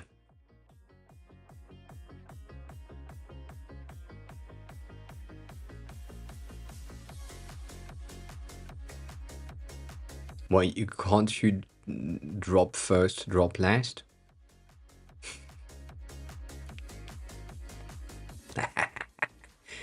Now I know how to do that. I had to do that for my dictionary names. No, I'm kidding. I don't know where that's coming from, so it is displayed in the front end, so technically it's coming from somewhere in the back end that then is displayed in the front end. Therefore, having a drop first, drop last is an option. You know, like in my dictionary names, I have drop first to somewhere in there, so probably in the data related. Like all of my dictionary names are dictionary extension name and all of that. And so when I'm using them, I needed to do a bit of a drop two to ensure that I have drop first two, drop last two, ensure that I have the right names. Anyways, doesn't matter. It's not Swift UI, it's different. So that technically I think it should be easier, simplified, no icons, maybe just labels. I want to kill the people that are at this. I said no lyrics, and that is what I call lyrics, isn't it? It has vocals right there, has vocals, right? When the vocals is just instrumental only. What the fuck? I said dang. I'm gonna end some people's, because that it's not working. Anyways. You said what? You said in the code snippet there is an expand code button. Oh, that's the thing that you have.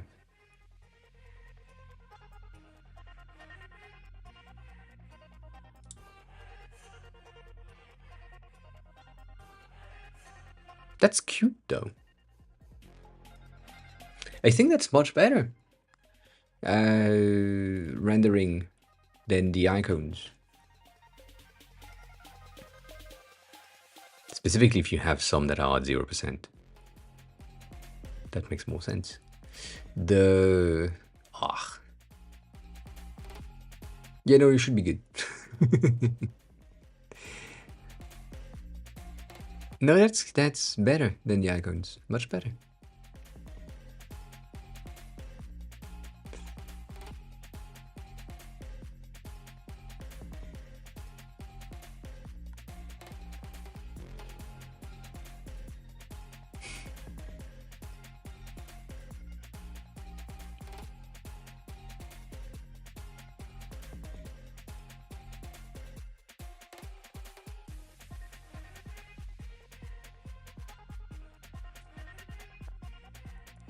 Mm.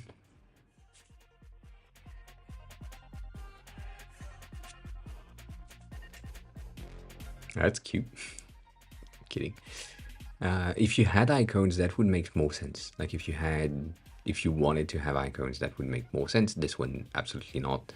But the fact that you have cards with like percentage icons, color, all of that is more heavier in the UI thing. But yeah, this is just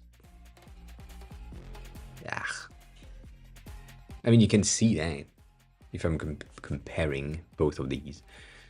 Having the label makes way more sense to know what you're talking about. But technically, if you just have the icons, the system doesn't fit. If you just have the points, systems at least fit on the horizontal view. So I also these are smaller, I know that, but still, like, nonetheless, right? Knowing that we have 3 columns layout, you may have the same issue.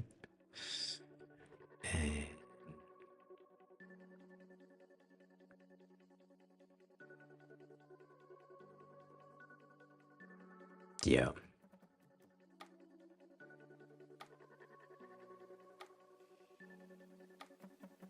I'm gonna say that if you want to keep the icons, you can keep the icons as long as you have the labels. If you have the labels and the icon, is going to take more space. So if you just had the points with the color and the label, that would make it easier to have on a tight space. But if you really want to keep the icons, you can, but you need the labels. That's my take. That's my take. I like this. I like this preview things. What is this? What is this? What is this? What you using? I don't know.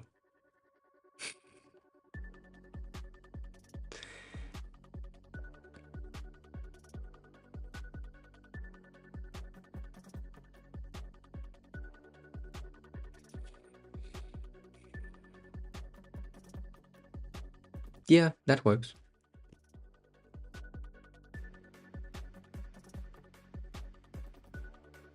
Do you have...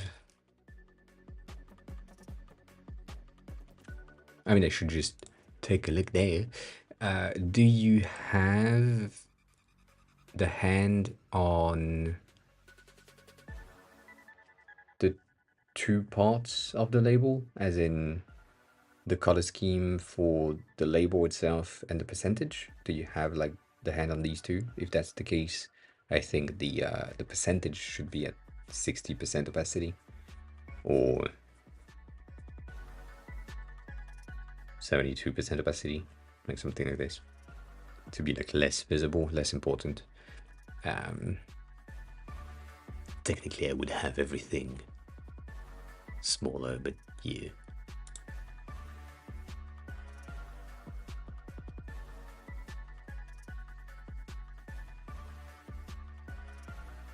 They are at 50% opacity.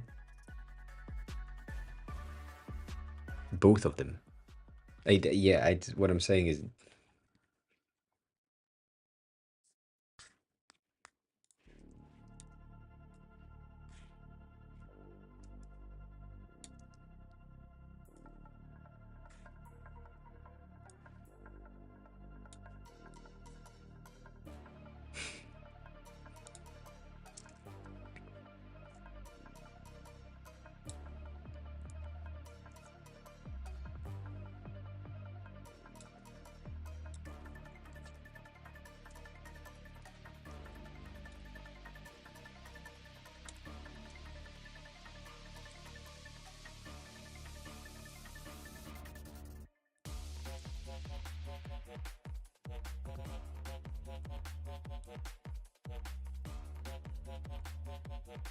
Then, if you have the hand on this, I would do that.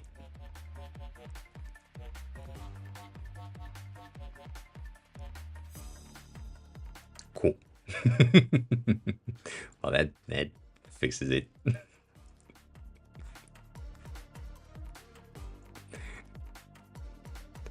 Why though?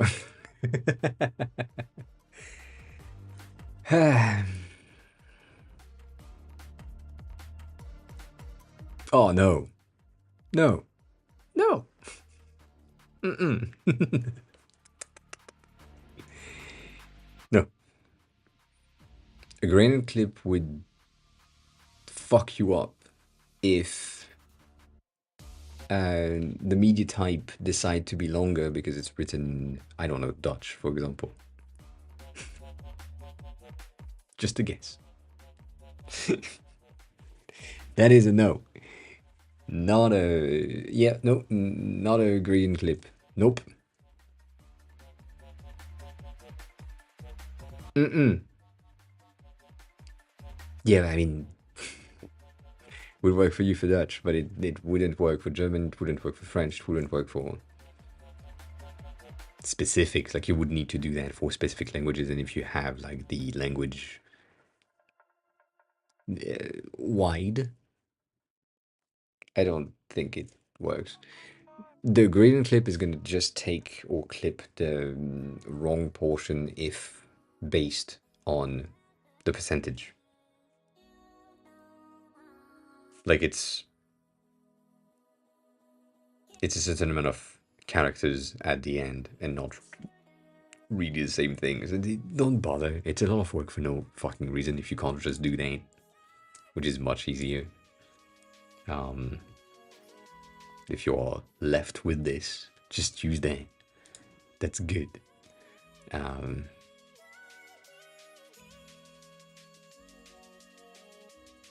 they, I don't.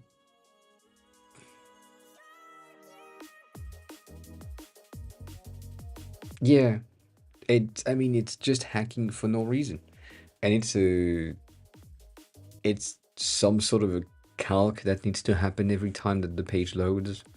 Not that it matter anyways because it's too tiny. Um, I just think it's not a yeah yeah. If you don't have your hand and the hand on this as a split value, like span for something, or text string, which is basically a span, don't bother. Just uh, make sure that it's readable. That's all that matters. No, I haven't, which is good for me because I'm not looking at that. You know.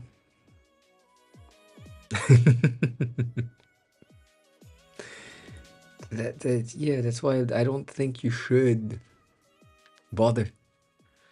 You should just use the things. They have knobs? Sorry. Obviously, I saw that. Interesting. They have knobs. Interesting behavior.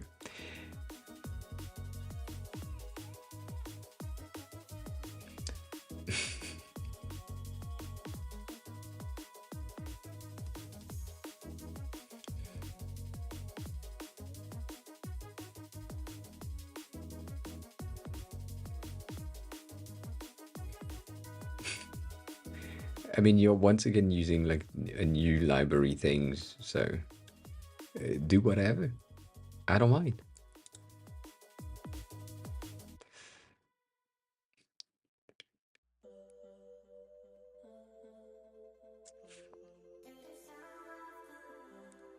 Well, they're using Char.js.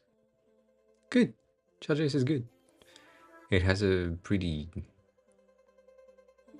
wild library of charts, including the one that you're using, I think. So you good?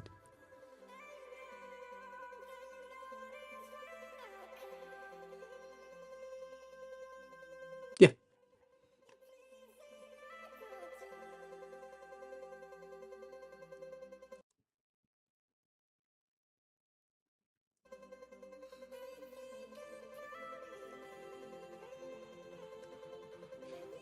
There are French people with loud music outside. That pisses me off.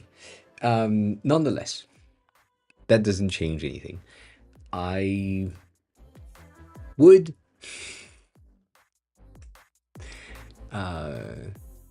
change the value of the label to be bold and the rest to be regular, and the bold value to be pure white and the rest to be 60%. That would make more sense.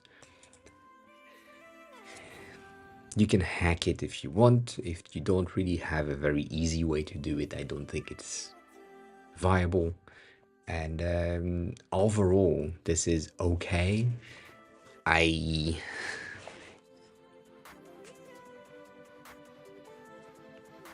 don't know. Okay, then don't hack it. Cool. I'm fine with it.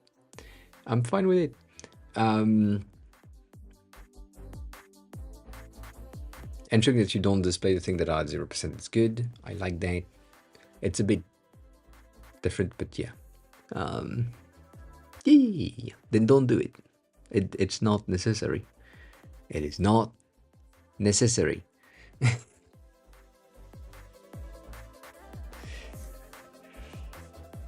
Oh. God damn.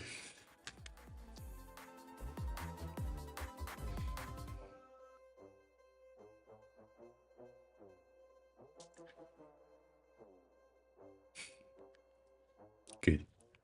Good link right there. Good link.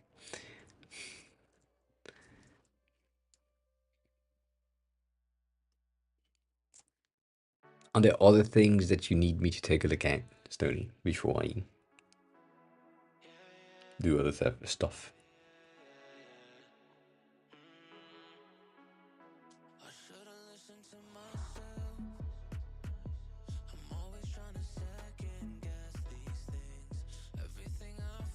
Yeah.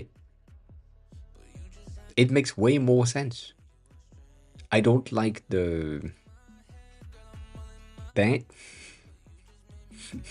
but that's I don't.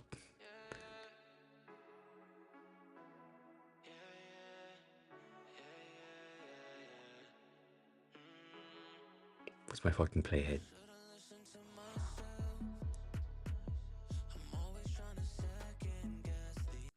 Ugh. Sorry. People's voice are just bad.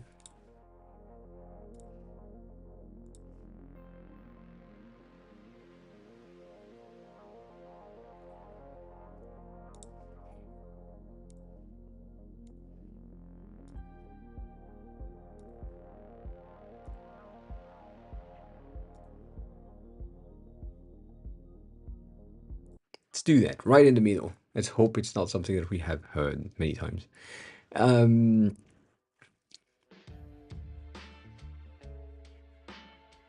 So on the other end, hey, take a look at this, because this is shit. Placement makes more sense. Makes no sense. My modifier of if selected, that is another thing that I need to have, and that if it's just else not gonna work. So I'm gonna attempt that and see if regular 8 instead of a -8 can push my elements down, which is true, which is going to be 6 probably to be in the center. Yep. These backgrounds are just so bad. I wanted to have like a gradient, and for some reason it didn't gradient. So kind of sad. They look like shit. I am so sad. Um, the show reading is there. It should work. We are okay with that. That is broken, but it's fine.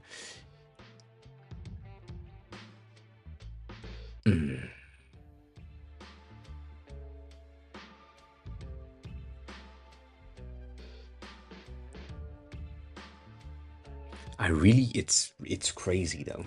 It's crazy how bad the basic Android things look. It's, to me, it's the same as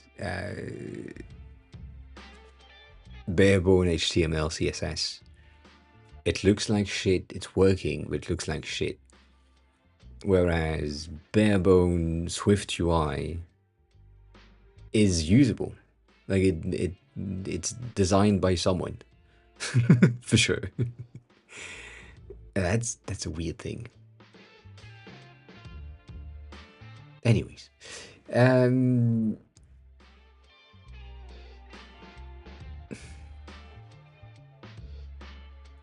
let's use a.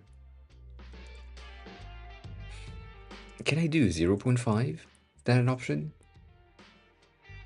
That seems like a bad idea, but yeah, okay, cool. And then let's do 2. 2 is going to have a bit of an issue, for sure. That's good to know. And bitch, get the fuck out. And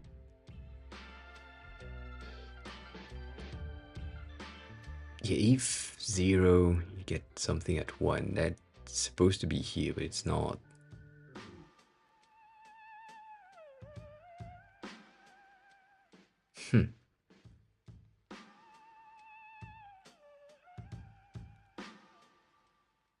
That 2 is kind of wild though.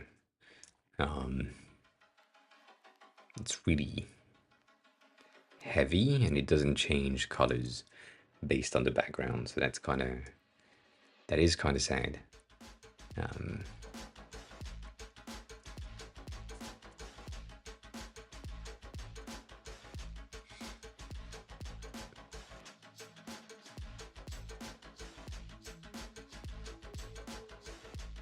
I see.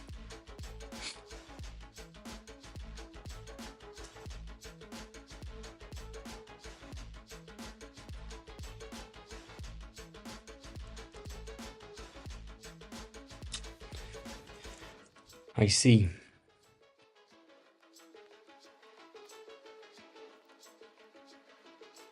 These really look bad though. That's kind of bad.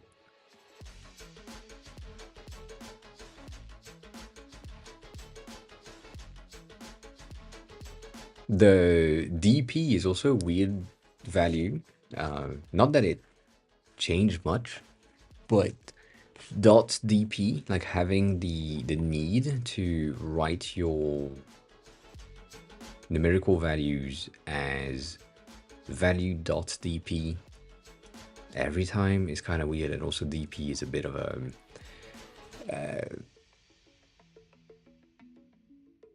different size based on the display. Like it's a point value. It's like point, but it's not point. I know.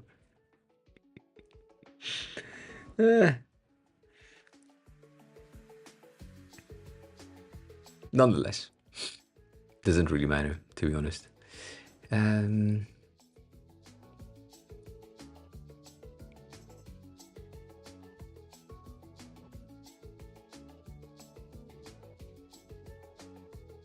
This is where I have my background color, which is where I need to have my gradient. That's for sure.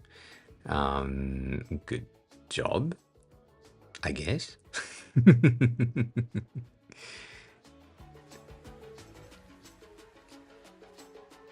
And then I have my border color that's here. I feel like the value because also I need to have, I would love to have my borders to be a gradient because it makes sense to me to have a gradient. That would make more sense, but that's also it's kind of non-working, and when I try to transfer that, it didn't work, so I'm gonna attempt again. um,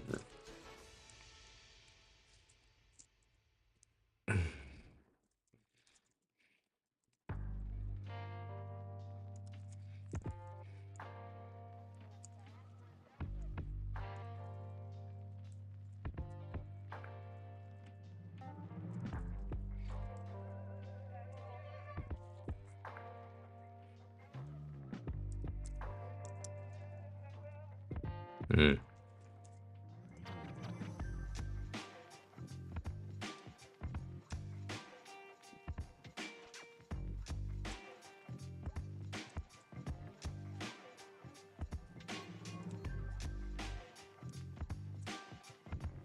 What do you mean you think you got it? What do you think you got it? Or what do you think you got?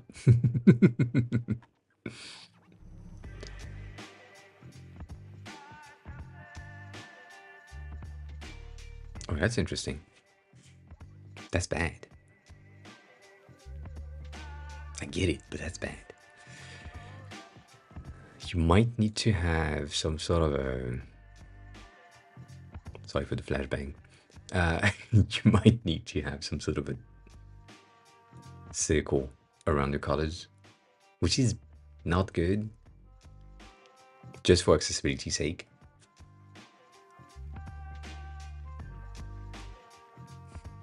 That happens.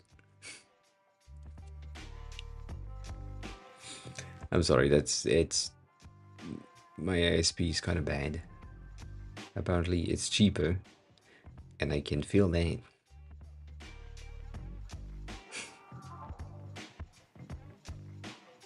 It is. It is. I mean, the whole setup has been a pain. The wired connection has been less good than the Wi-Fi connection. And lately, for the past like 3 weeks, 3 to 4 weeks, Twitch has been hard to reach from my side of things. So I think Twitch in general has some issues, but on top of that, the fact that my ISP is bad, and it's bad for my phone, it's bad for my computers, it's bad for my internet connection everywhere. That's just a bit complicated, you know. So that.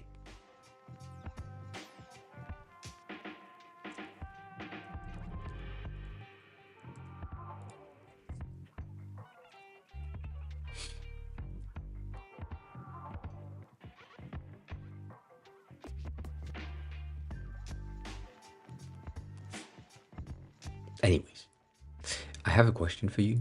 On this blue line here, I understand the reason you have the gray one is because you have the free space. However, in the link that you shared earlier, the last one, which was the last, was a rounded butt, and I feel like this is not free space. This is a gray one that is an added content. It might be because it's fake data. I don't know. But you tell me. If that's the case, maybe just remove it.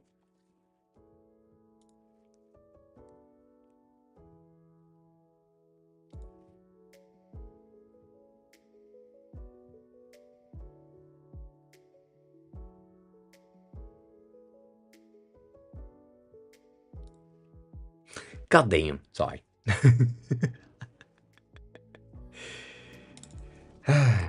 So 18 in there. It makes ooh. That's what we said. And then these are the new background with the alpha, which is pretty good. We said that if our text for the modifier, no ifs, just 8. 6, 6. My bad. 6 right there, and then my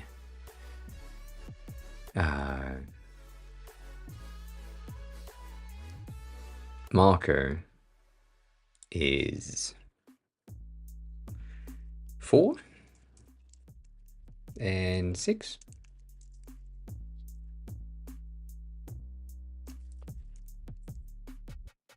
Eight seems like crazy to me, but it's better. It's better placed for the M and for the I, so that should be okay.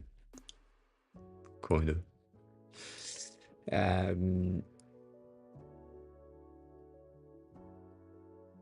These works for now. I'm gonna say that it's okay. I'm gonna say that it is okay. What happens?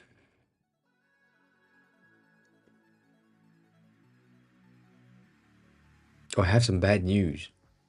Yeah, I forgot about the bad news. 1 second. Bad news first and then components later. I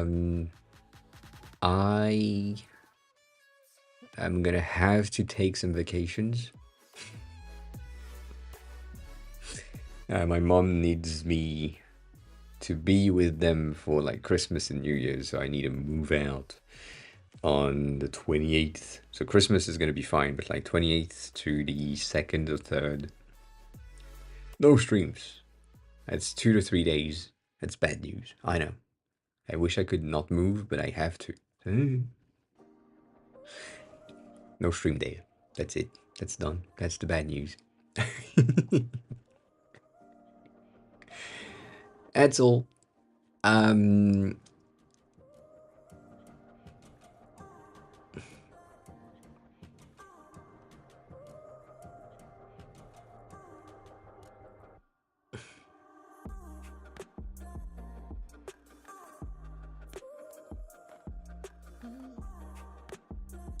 Do we have light?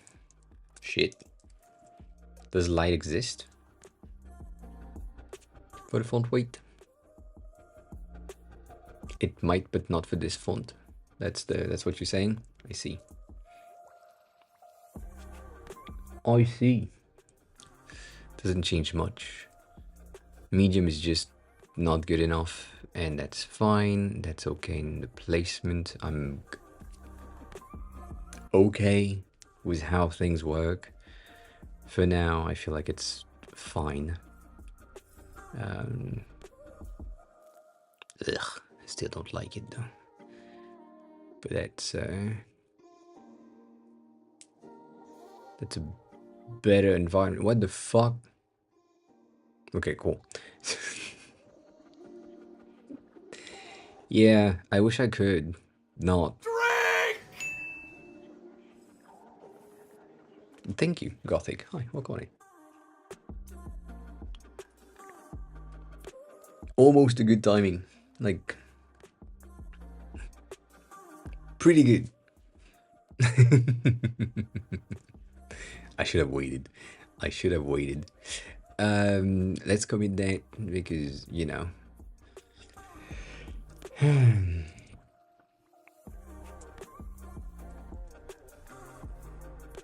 Not that I did change anything, but you know, it's just all that. Cool. Done. Not done, but done. Does that work? I doubt it. There is no real persistence in between pages, which is the same thing that we have an issue with on iOS. So yeah.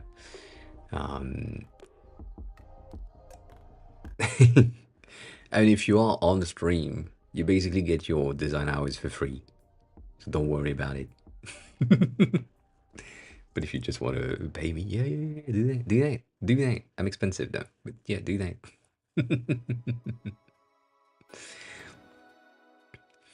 You know that if you join the Patreon, you would be the first. That's pretty good. I mean, the first to book like a Patreon tier. Nonetheless, that fine. Not good. Still bad. Better than earlier this morning. What I don't like mostly is how the content is just it's just not great. Like the border seems to be out of place. I don't know how it's built. I can see that the border of 0 is still visible. Like if you look closely at these characters, the white one and the on the left side, these have like a very slight border. So that you can see the difference in between them and the background. That makes sense. That's cool. But it's still not what we need. So that is that. And then here, the app is lagging like crazy. Also, how the fuck do we have a play button now?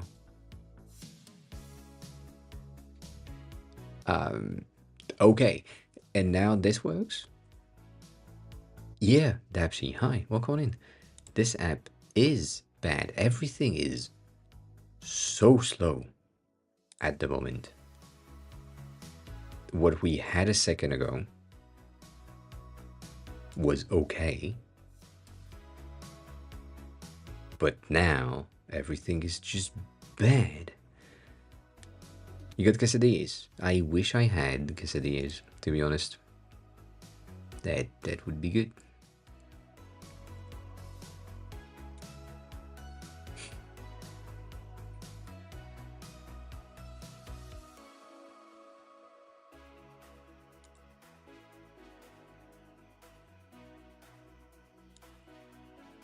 Yeah. I hate it because I feel like I know why it's lagging now.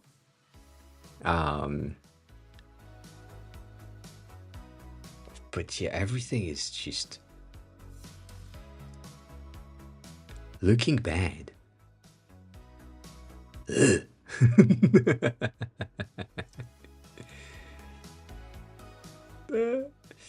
It is looking really bad. Also, these sections are much bad.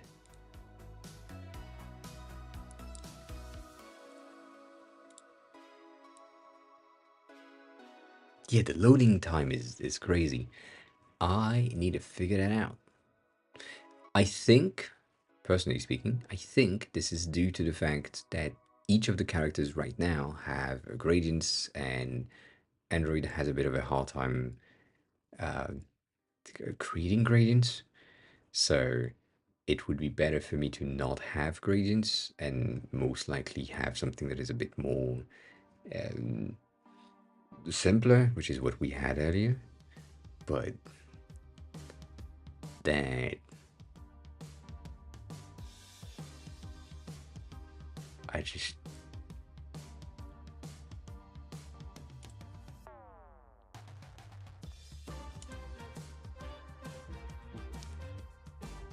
yeah, I don't know.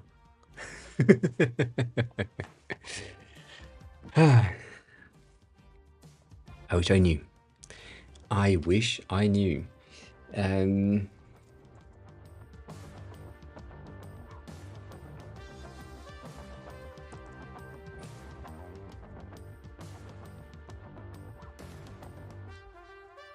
mhm.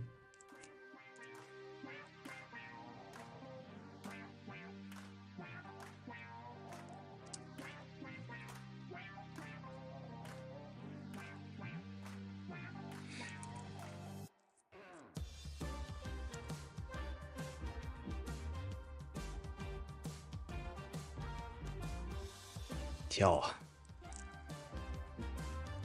Cool. Let's see what that does. Let's see what that does. I wish I could. That's. I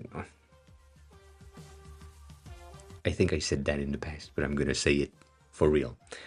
One of the reasons why I don't like to have code streams is because I cannot type. and speak at the same time, or I'm gonna type when I'm speaking, or I'm gonna speak when I'm typing. That's the dyslexia in my brain, and I can't have that organized much. So, yeah.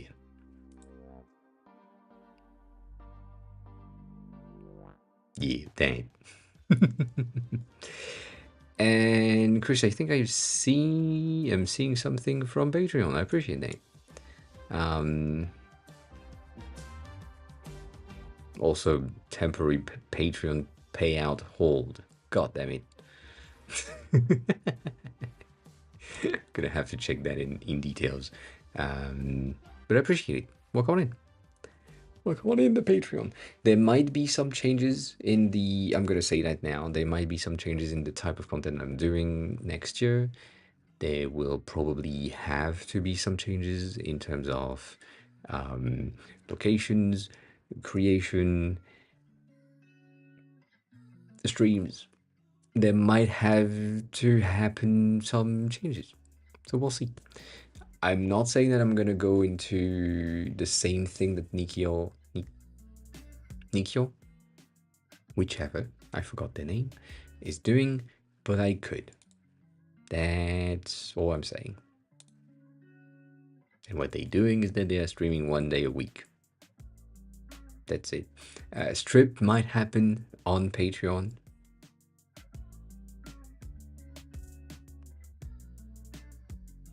Maybe. I don't know. Might have happened in the past and you don't know.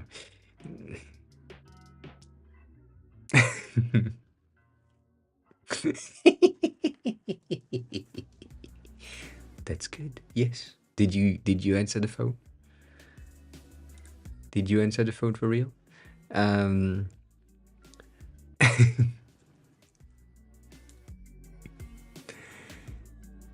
So yes, that is a thing that may happen in terms of content change. We may have less streams or more catered streams. I know I've tried that in the past and it never really worked because I always wander around and we end up like just derailing myself into something different. But I may try again to have a bit of a more structured thing. And if, when, as the app is working, if it becomes more sustainable and that it has like a bit of a rent that is making sense in terms of money, maybe, I'm not saying yes, but maybe there will be longer streams. You know, maybe. I don't know. Could. Or more defined streams.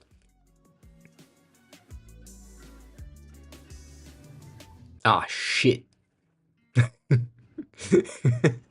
Sorry, I'm looking at the analytics of the apps and I'm seeing that someone, or not someone, but like the app has crashed 3 times yesterday. Now I want to know what the crash are. What are these crash? What happened? who downloaded the app yesterday and just crashed it 3 times? What happened? That makes no sense to me.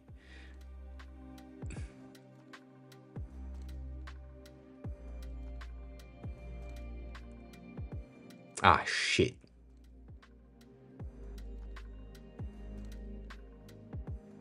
I think I see the thing. I think I see this. You have the zero crashes, and then you have the first release, which is 1.0 core zero crash. The second release of 1.1 or 1.01 zero crash, and then I released on the 30th, and now we have 3 crashes. So I may have pushed something that crashed the app. God damn it. Fuck. I need to figure that out. Oh, fuck me. Now that I'm working on the Android app, the iPhone app decided to crash when it didn't earlier. So then, God damn. Well, that happens. We'll see. We will see.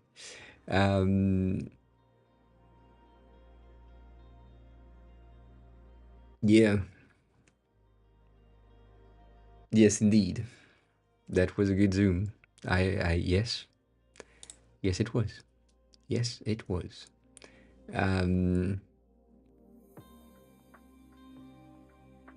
The thing that is kind of sad is that I don't have information about the crashes. I just know that the app crashed, but I don't have crash reports on production. I just have crash reports on beta testing. Oh. Oh.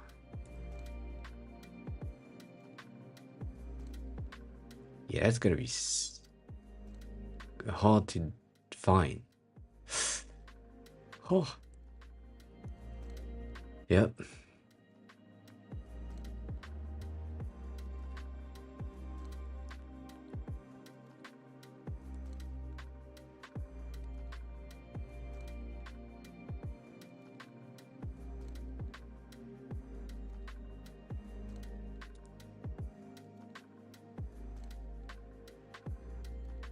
Yeah, I don't have any fucking information about that. That's so sad.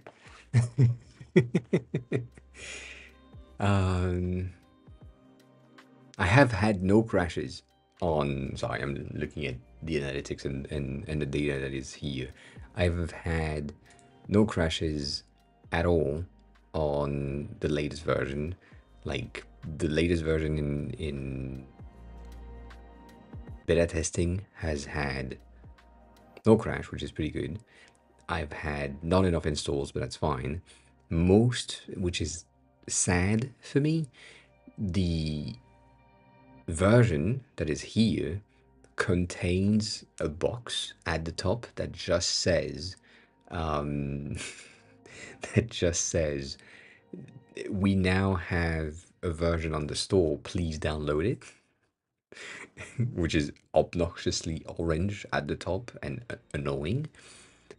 And that didn't convert into 784 downloads on the App Store, which is really sad. But yeah, I need to fix that. Have a good jog. And this is the crashes that I need to have on the version that is on distribution, and it doesn't exist. That is bad. That is bad. I need to fix that or figure it out. At least getting some feedback on this is going to be pretty good. Maybe. We'll see. We will see. All right, cool. Details. So yeah, on that news type of thing, if or when things happen next year after the break that I will need to take on, I think it's going to be the same thing as last year, where I went to the hospital for 2 weeks. I'm going to be out, but for a week. Not in the hospital, obviously. Maybe I could go to the hospital to not go to my mom's house. No, I'm not gonna do that. But yeah, that's the thing. So that after that, might have some different types of content, different types of streams, maybe something that is a bit more structured and a bit less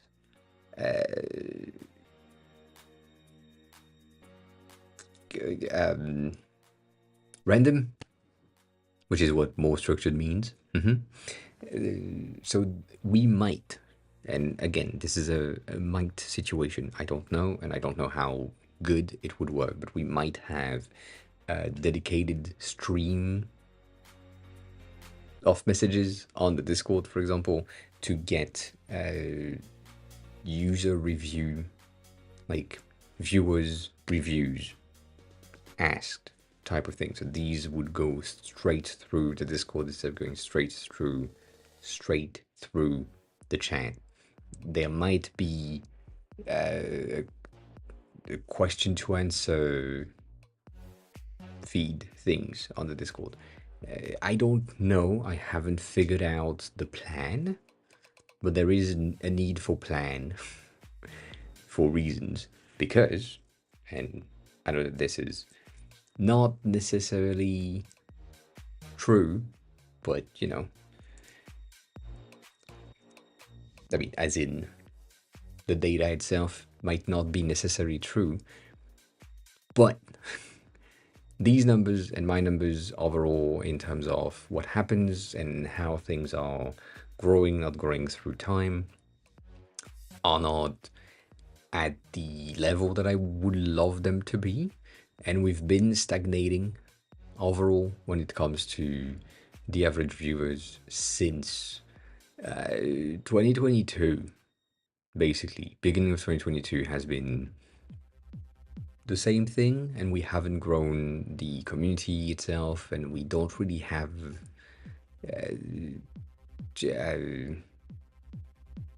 an active community outside of the stream times, if that makes sense.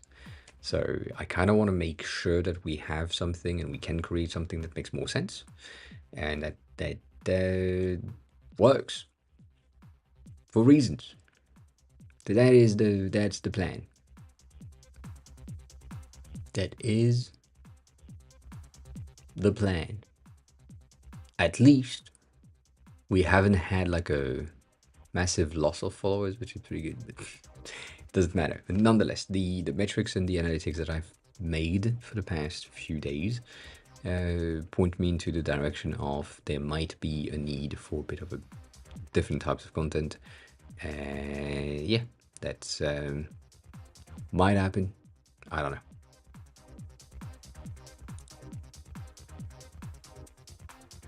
Might happen. I have no clue. I'm just giving you a bit of a heads up. If things happen, then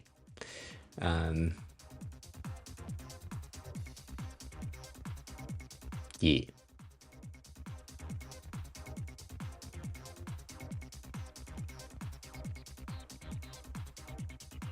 Nonetheless, details. Stoney, you said something earlier, and you didn't say much. I mean, I could.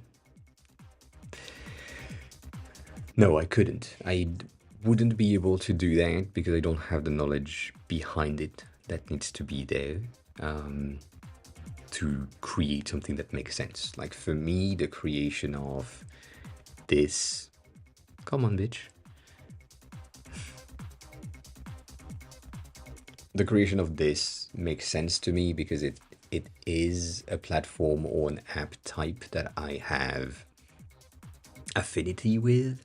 As in, I'm learning Japanese. I have been learning Japanese for like 6 to 8 years now, and it makes sense to me to have something that have the thing that I was lacking when I was learning in the beginning, but also what I'm lacking now, the software that I don't have.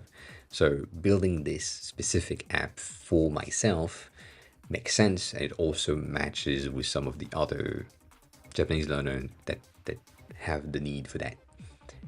The other apps type that I would be able to create would most likely be plugins for Figma, plugins for Framer,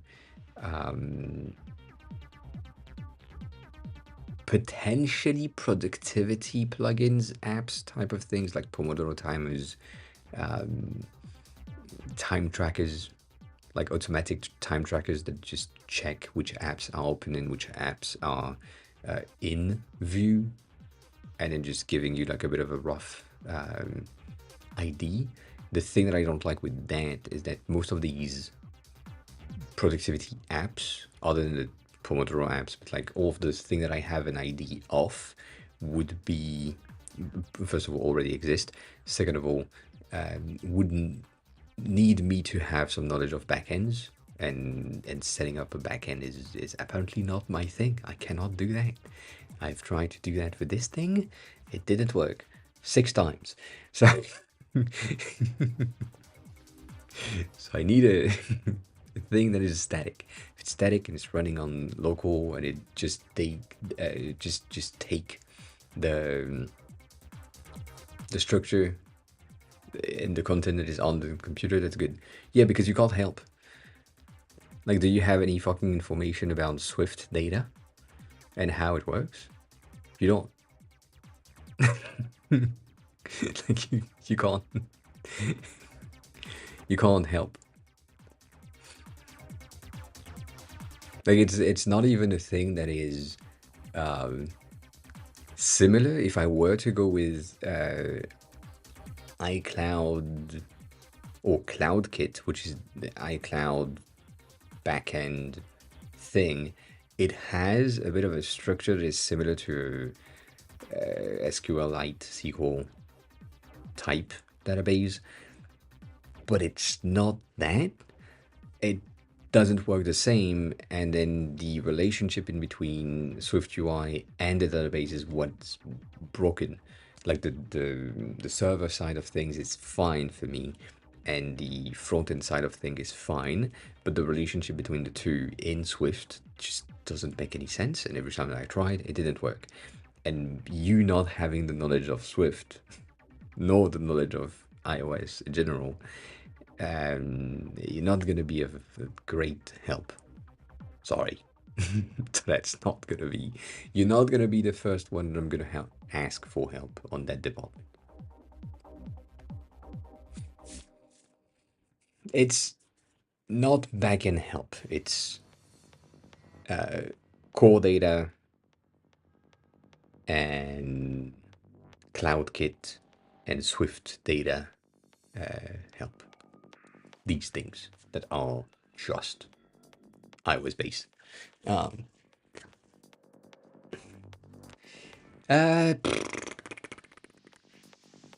No. Could. Should. No. I think can is mostly for people that have a very specific way of learning and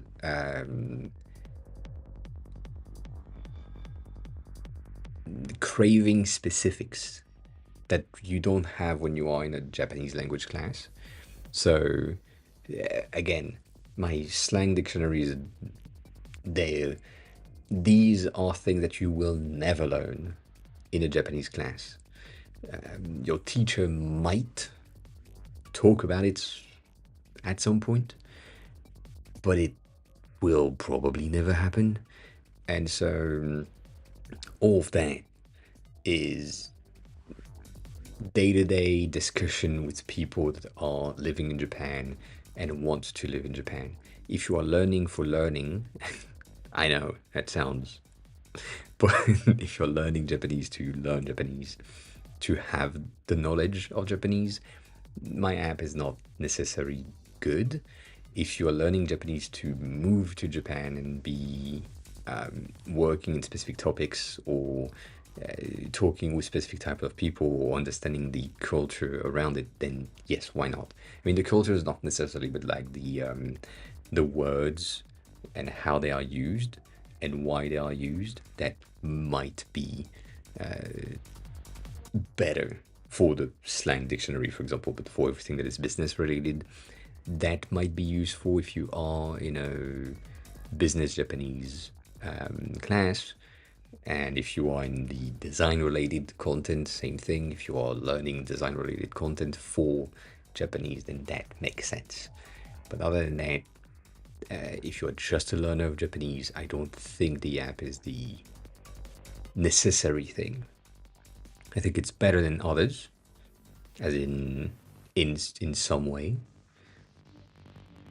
and it's worse than others in some way. For example, the other that I have in mind, obviously, it's going to be Enki. Enki is one of the most common Japanese flashcard app, and in there you have a very simple UI like this one, showcase the character at the top, and you just say, I know this, or I don't know this.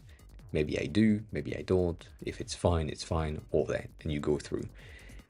That is okay, but it's not fun, it's not good looking to me. And so even though these are basically the same words or the same content, this quiz type interface kind of makes more sense. However, in here, let's say I'm saying this is this answer, I don't have the interstice page that we had a second ago, which is like this character right here is Kuruma. I know that. How much or how easy was it for you? And that this is the thing at the bottom right here. So if I say that it was extremely easy, it's going to pop back in that deck in a year and a half. That's the thing that I don't have. And the reason why I don't have this is because it feels wrong, but it's also really useful for some people to not have or see the same characters that they know entirely, for sure, many times. So like this one, I don't really know which one it is, and I'm gonna pick this one and it's false. Here, I may have the need to add like some sort of a how hard was it, but at the end of the day, it's either you know the thing or you don't. And so if you did know, and let's say I don't know this one, if you did know, then you're good.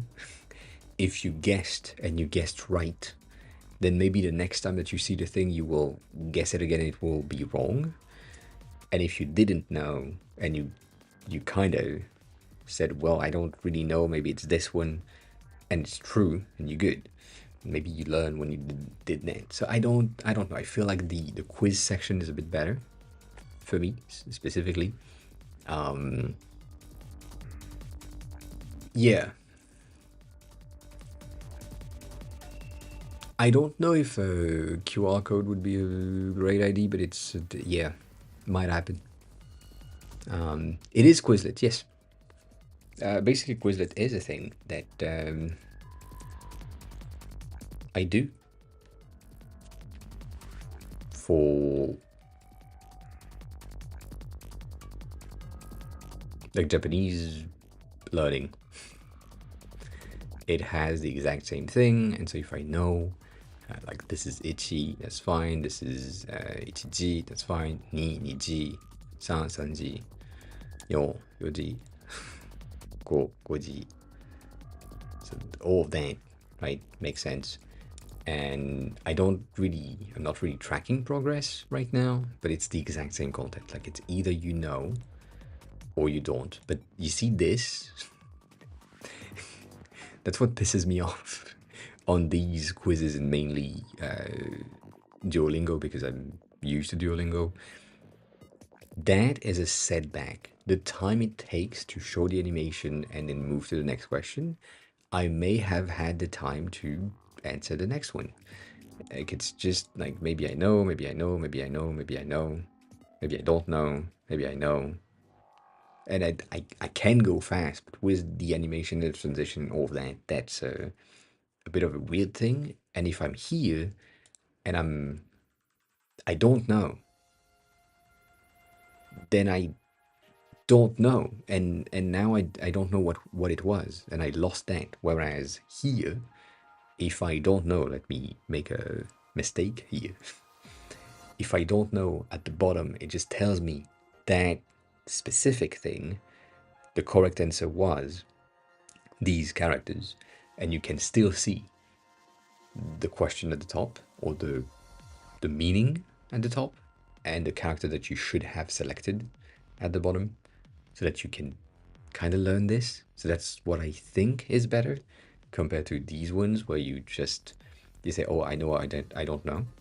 And you don't, like, I'm kind of lost on that. So if I want to go back, I need to get there, click on it, see the thing, and then say that I know or don't know it. Just, it's a bit of an annoying thing to me. And then let me see if I know all of these. I'm gonna just go quick. I just want to see that. This page specifically, I wish this didn't move, but this page specifically doesn't give me any information on what I had like checked in still learning, whereas me, obviously, I do. At the end of a quiz, if you made some mistake, we're just giving you the thing that you have made mistake on, and we're telling you, well, this was a question, this is the answer that was supposed to happen. We don't give you the furigana for the readings because I feel like it's easier to just kind of associate the meaning and the characters, but it depends on the person. Maybe at some point I will add them. I don't know yet. We'll see. But that at the end is a better overall, I feel, UI than if I had like nothing at the end. So let me do a lot of mistakes so that it kind of makes sense.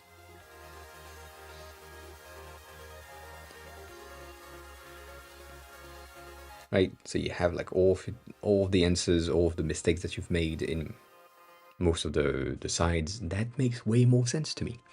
I feel like it's just what's missing. So again, this is the reason why.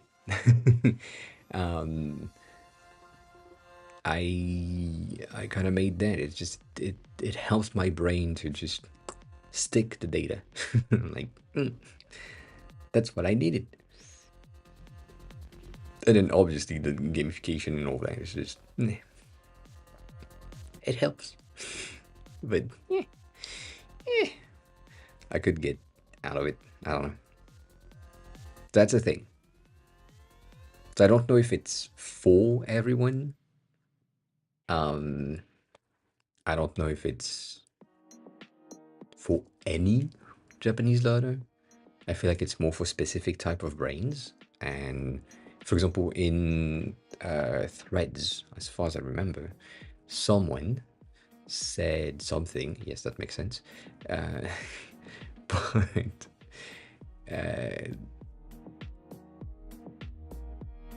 I feel like I should just look at my replies rather than anything. But that person said this, which is pretty interesting. Like, it's, why would you ever want to study radicals with flashcards? It's a bit of a weird thing to ask. So I kind of replied, why wouldn't you? Because, why not? But, it's an interesting, so that person's brain doesn't work the same as me. So they don't see the benefits of having flashcards for radicals because they don't potentially see the benefits of learning radicals themselves, which is fine. If those of you who don't know how or what radicals are, basically the Japanese language, or the kanjis specifically, are built upon the Chinese characters, and so these are the radicals. And when you see, I don't know, let's see, this bitch, this element at the top is used in other kanji. So if you look at this kanji, for example, you can see it on the right side. It has the exact same base radical, and so that kind of helps in a way. Like, you can see that this specific radical is lame. That's its meaning. And then the first kanji that is linked to it, its meaning is concerning, or take position, settle, all that. That alone, for me, it's pretty interesting because I can see the radical that is used, but I can also see the other 3 radicals or 4 radicals that are used in the left side of the kanji. So I can just take a look at them and see, okay, so that's the head. And then we have the mouse. So on the left side, we have the head above the mouse, above small. So you have a head, mouth, and small on the left side. And on the right side, we have lame plus a dot. Cool. So maybe when you look at these characters side to side and you decompose them, you can see like a meaning underneath. Maybe you don't. Sometimes it doesn't make any sense, but it's just helping to potentially guess a meaning. Like if I'm going into something that is a bit more easy, I don't know, to have, like let's use kokoro. Kokoro is fine. Kokoro is heart or feeling. That is common characters in a lot of words. And if you have the E, the ID, then you basically have the character for the heart at the bottom. That's usually where it is. You also have above it, as a whole, you have like the character for sound, and then it is also decomposed into the character for the day or the sun, and the character to stand or be erect. So if you have a sound above the heart, or you are sounding your heart or your feeling, you are giving an ID, or you are basically like speaking your mind, all of that. So all of these decomposition makes sense. Have you been able to get a way more in-depth understanding of the language, having now used it for sometimes? Yes. Not necessarily for the language, but for the characters themselves. Like these breakdowns that I'm doing, that I just did, helps me a lot to potentially guess. As in, if I'm going into the kanjis, and let's use something that I don't know, like this. If I'm here and I don't know this word, and I don't read the meaning, and I don't really know what radicals are composing this, I can go there and say, this is the village or the mile. Cool. Then on the right side, I have the spear. So I have the mile and the spear. It's in both sides, like it's not the other way around. So it's something related to, I guess, a person of the village that has the spear. So it's either an infantry person or someone that takes care of something in a village. And so then I can go in and look at the meanings. It's plains, fields, rustic, or civilian. So maybe like the spear and the village, civilian kind of makes sense, but also the field is you have a tool in the village, so you are in the field. All of that kind of makes sense. So yes, it's a better understanding of how the words have been constructed, but sometimes it's a bit like not that good, because sometimes the meanings are not that obvious. I think the one that helped a lot, the one that helped is this one. 1 second. Can I open this? Can I find it first? Yes. So this book that is supposed to be loading on my side, which isn't right now because my internet is shit. This book right here, right there, that thing. This book has a bit of a better decomposition of the kanjis themselves, but also they have the initial drawings that basically with time transformed into something. So when you have a river and there is like things that go out of the river, it's like droplets and waters and all that. So most of this book is pretty useful for this specifically. It also has, if I'm going like further down in the learning section, let's go here. It also has a decomposition of the same thing. So the left section has a radical here, and the right section has another radical one. So you can, as soon as you learn both, you have better understanding. So you have the image of cutting, and then you have the sword, and so the overall thing is to cut. So to me, learning radicals have been really useful and helped me to understand better. But it's apparently it's not a thing for that person, which is fine. You know, dang.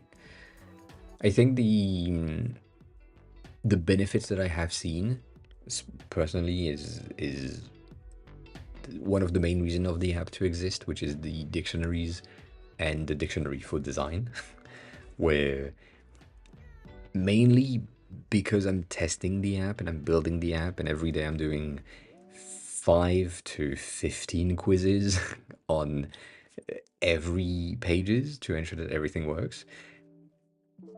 I've learned more words than I should have in a week or two, just by repetition. So I'm like in here and I'm seeing quotation, and I'm then gonna look at things. Maybe I know what it is, maybe I don't. Let's say I'm gonna say it's this one. It's not cool. I have a bit of a reading things underneath that tells me it was supposed to be this same thing. And then here I have another one. It's high shoku. And so high shoku, going back to what I was saying, I don't know the first characters, but I know the second one. The second one is color. So what in the terms underneath contains color? Color scheme. So shoku is the Chinese reading for color, which is hiro in Japanese.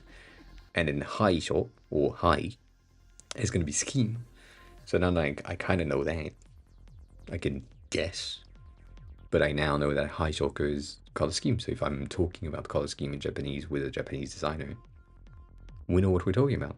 So that's the main point. So it's not really better understanding, but more broader and specific understanding of things that are more interesting to me, which is the main goal of the app. Yeah. And Stony, you said Laravel vibes for what? For the quiz?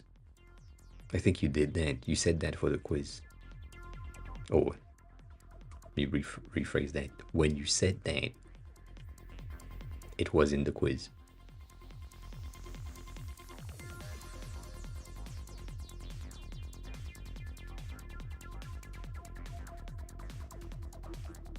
That menu that is different than the rest.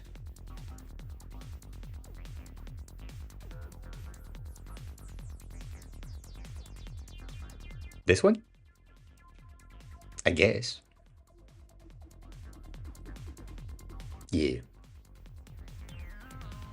It has the particle thing. I don't think you can see that.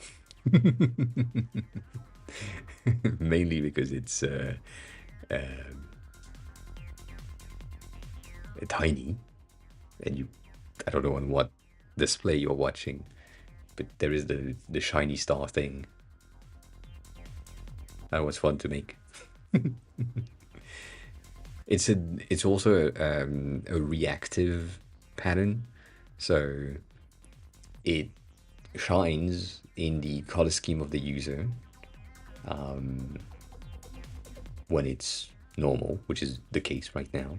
And if I make like a fully perfect quiz, it's gonna shine in green. So if I'm going here, because here is fine for me, I know exactly what to answer. Ja.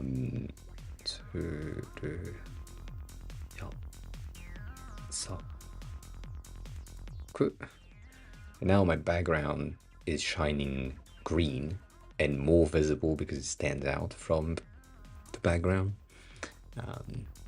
I wanted to make an other if that said if you make mistakes upon mistakes upon mistakes, it's just red, but it felt too much. So right now, just it's green if you're good, it's your color if you made mistakes. Yeah. You know, all that. What I'm looking to do, and we may have to do that on stream at some point. I don't know. Maybe that's a thing that we can do.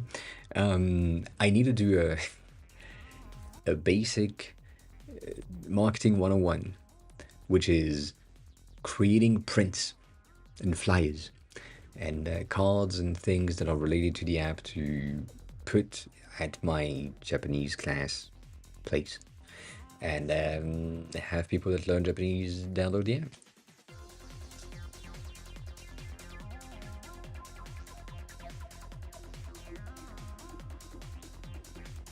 What do you mean?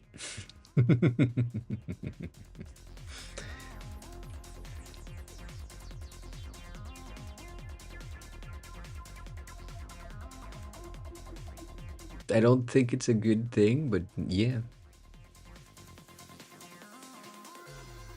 Oh yeah, no, that makes sense. Yes. Yeah. I would say the difference between this and what I have is that I have the slash media, like media slash portrait in the name. So I have like a folder that is a bit an abstraction, which might be a bit of an issue for you.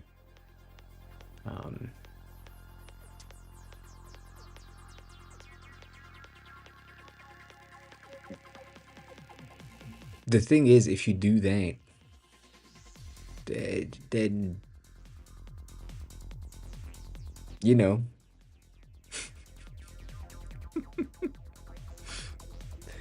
it's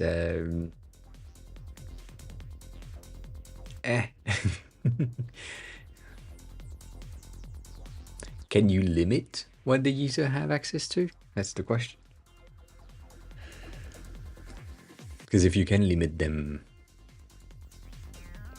I mean, you can by just not having the icons in the thing that you are publishing on NPM. But yeah,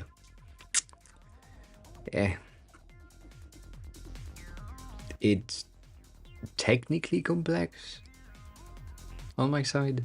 Not that it matters. Like the UI kit overall is not that much profitable as it should be, because no marketing has been done. As you said on Discord, you may be able to have this with use for personal projects, and even like use for practice, but then if you use it for personal project or something, you need to pay for the license, but then you can't check the licenses, so they.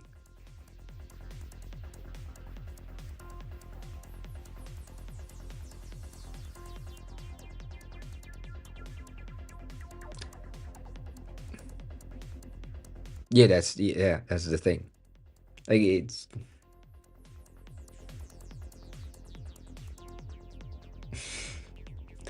I can't do much. Like if I have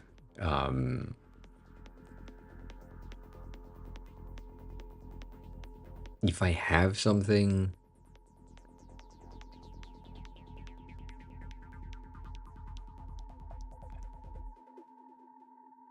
yeah, Yeah, I can't do much. That's the thing. Like if you give the access to everything and there is no check, like I don't think npm could have here is the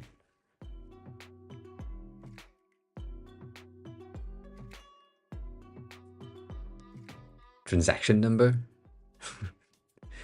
to check if you can then get access to the icons. You know, that a bit weird. Though, going back to what we kind of said last time, yes, but private repos are basically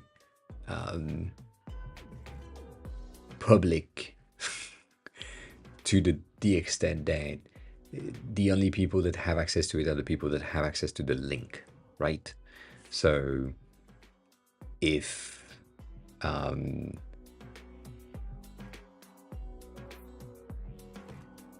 like if you have bought something and you get access to the private repo link, then nothing stops you as someone who has had access to the thing to like spread that specific thing. But yeah, right now the thing is the products sections things have been, as I said, generating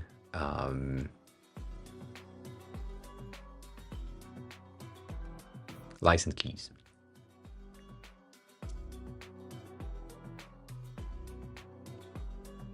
Right, Dave?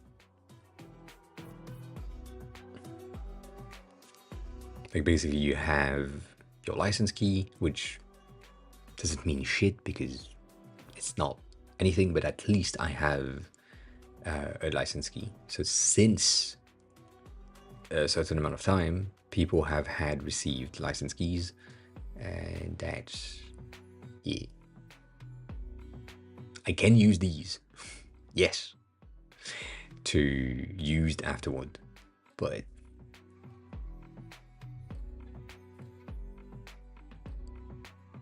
that was set after the first batch of, I think, 10 to 20. So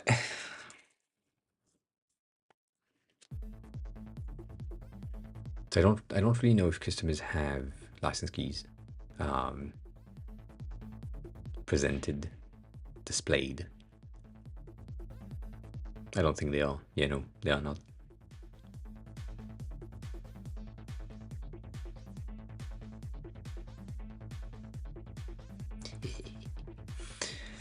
I don't know.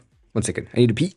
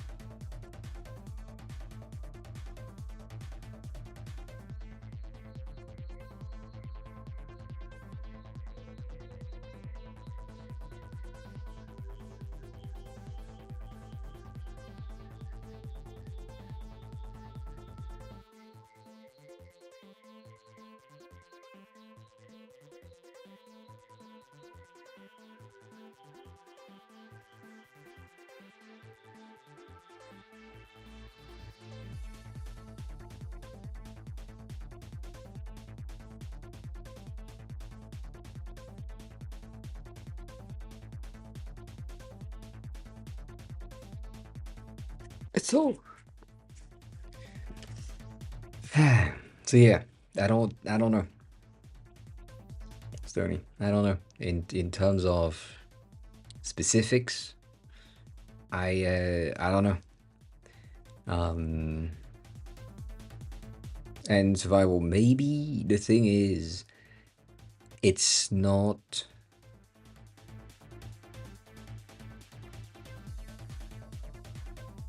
curriculum good, if that makes any sense. Um, as in, when you are learning Japanese, you may have to go through the learnings of the characters. Um, like hiragana and katakana are gonna be a thing that the professor may have asked at some point. So this could be something. The thing is, the achievements or how can I say that? The progress per user is random. As in, the only thing that they could ask of the users or the students would be to complete the the hiragana section or the katakana section, like one or the other or both. And the thing is, when you're doing a quiz, you don't know what you're gonna have, and it's not really organized in a way that ensure that every students are going to learn the exact same thing. Meaning that when I'm here and I have key and I know key, cool, fine, good. Key is a character that I already have mastered, so I'm seeing the same character again. So what I mean is, some students may see more specific characters that they haven't seen before, and some may see the same character multiple times when they kind of know it already. So in the first weeks, you can't really judge each of the students on the same material because the material change per students, per device, per session, per time of launching a quiz. So it's a bit of a complicated things to do. And then same thing, like I'm using hiragana and katakana as an example because they have 40 something characters each, which is really simple to judge because that's enough. Like that's not much. The radicals, there is 212, I think. And sometimes in the quiz you're getting this one, which is at the bottom. And it's not like the quiz doesn't really care. It takes a certain amount of options plus minus 25 based on where it gets its range of options. And so if the professor was to have or ask the students to get like 100% of radicals, the order of these 200 and something radicals is going to be random per users and per student. So no clue what they can learn, when they will learn what, and there is a need for curriculum-based structure in school. Like you would need to learn Ichi, which is the first one here on the list, and then technically you need to learn Ni, which is 2. So you have 1, 2, then 3, 4, 5, 6, 7, 8, 9, 10. These are the first one that you learn. And in here, 10 is lower than where it's supposed to be. It's in the 28, 30, 25th position instead of the 10th position. So that's a thing. But maybe if you launch a quiz, it will pop in first, and I can't know.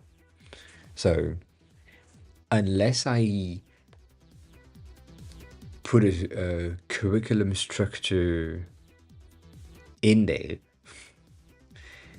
I can't like define or send that to professors that teaches Japanese and have them use the app. I can have the professors suggest the app to the students, saying that they have this, they use this, they feel like it's good. I can have YouTubers that are teaching Japanese, talking about it, and so on and so forth. But I feel like in order for me to have a YouTuber sponsorship type of thing, I need the Android version to work so that at least both platforms have the same content and both platform can that's the pun of the name, can access, like everyone can access the same content. So that's where I'm kind of stuck right now.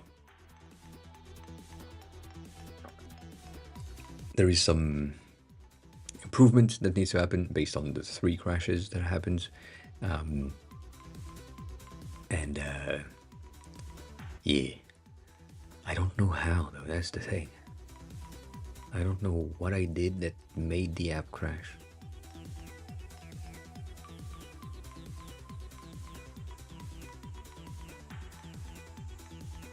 Yeah, gonna need to check that out. Sorry, existential crisis right now.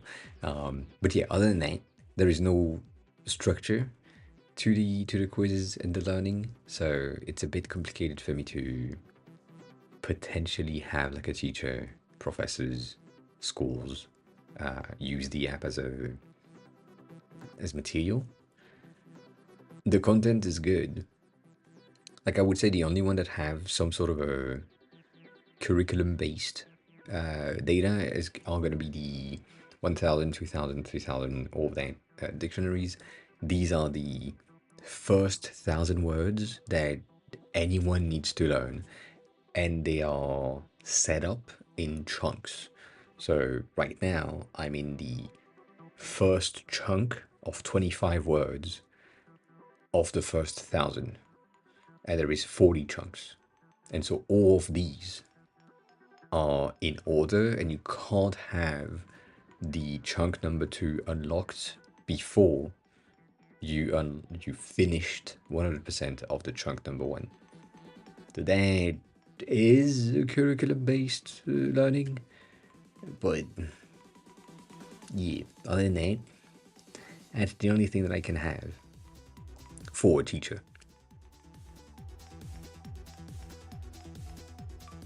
But yeah. Um,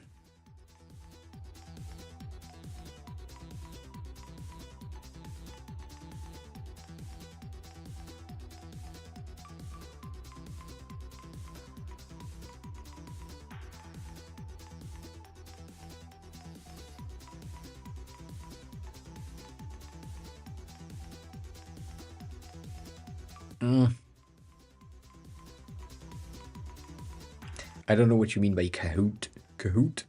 Kahoot is not a word that I use. I mean, I've seen it, but I don't know what it means in that sentence. So I may grasp the concept of what you're saying, but I'm not sure that I understand it properly. So, yeah.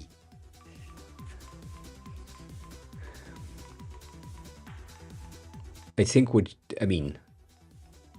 you're saying is having user-generated dictionaries or user-generated content that can be accessible by other people, right? Like the teachers define what they would like to have as a curriculum-based content, and I implement it in the app for them specifically.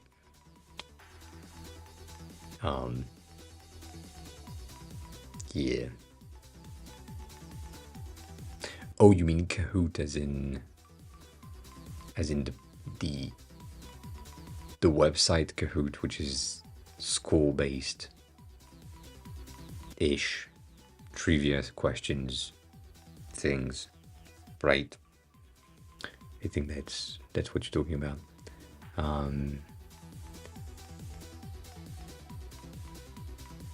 Yes, can't happen.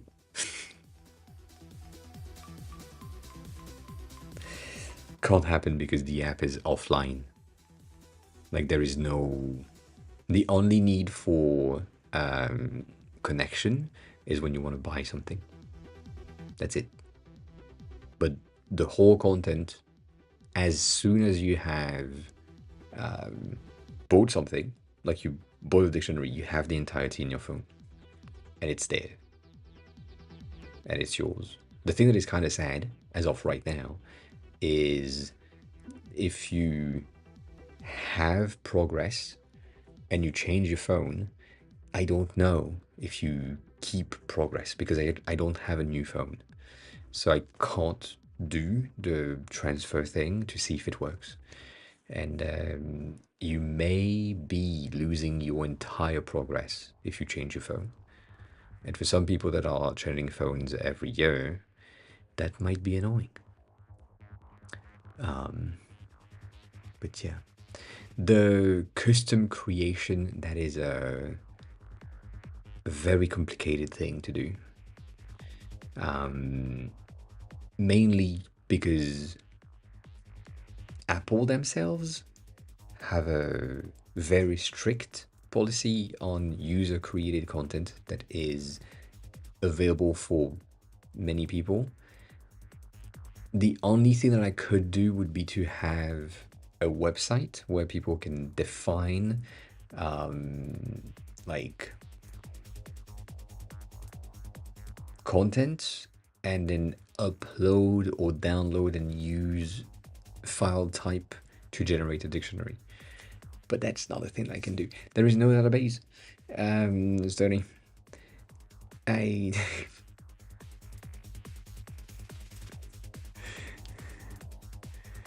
it, that's the thing that I've been trying to put in place. The whole database storage, as in the Swift data, which is on device, the CloudKit, which is off device, and the core data, which is bridging the two, is the thing that I've been trying to put in place on the phone. Like everything is stored on the phone on the user default, which means that the user default is just the phone data stuff. And when I tried to do the iCloud storage link, it didn't work. Yeah, I know what I need to do to get the syncing to work. It's just that every time that I tried, it just doesn't want to work. And it just makes no sense. the the reason that I'm giving myself for this to not work is because I have set up the data as JSON files and XML files, and it's just tapping into these files instead of tapping into a SQL SQL database of data. First of all, it's slow as fuck, but also because of this setup, when I'm trying to implement a new data structure, it breaks the old one. And because they both need to have the same names, there is a conflict of variables. So the transition in between the two is basically needing some sort of a bridge replace things, and that is not a thing that I can do myself. And yeah, I think also going back to the Apple iPhone to iPhone transition, that's fine, because usually you transfer the user data as well when you change your phone, and you also have like the accounts and your settings and your stored data, and all of that is transferred through. So all of the things that are in user default are transferred, so that should be fine. But I wish I could have like the app on my Mac, for example, or the app on my iPad, and if I make progress on my iPhone, it's synced to my iPad. And that's what I've been trying to put in place. But right now, I'm trying to put in place Android so that we have at least the app on both sides. And then I'll think about syncing cross-device and multi-device things, but it's just not now. As of right now, it doesn't work. I just don't understand. It's really weird the way that how the basics Swift data get in conflict with the JSON, and I have put in place like a migration thing where basically the user have their data, and when they load a page, that data is sent to the core data things that is then sent to the iCloud CloudKit database. For some reason, the link in the migration doesn't want to work. And I don't get it. And it's fine. And all of the documentation that I read, because I did read some documentation on the Apple developer websites, and all of the AI assistant things that I have used, the main issue with the AI assistant things is that they are capped in April 2024, and Apple released the documentation of iOS 18 in like July. Oh, I forgot. June, July, something like this. So that, because I'm using iOS 18, some of the things that I'm building are outdated, and then the AI doesn't know that, so they use things that are outdated or are going to be replaced, and it's a mess. Okay, it's a mess. The easiest thing that I have in my head right now is get rid of everything. Keep the status bar, like the tab bar at the bottom. Keep the character elements, because these are okay.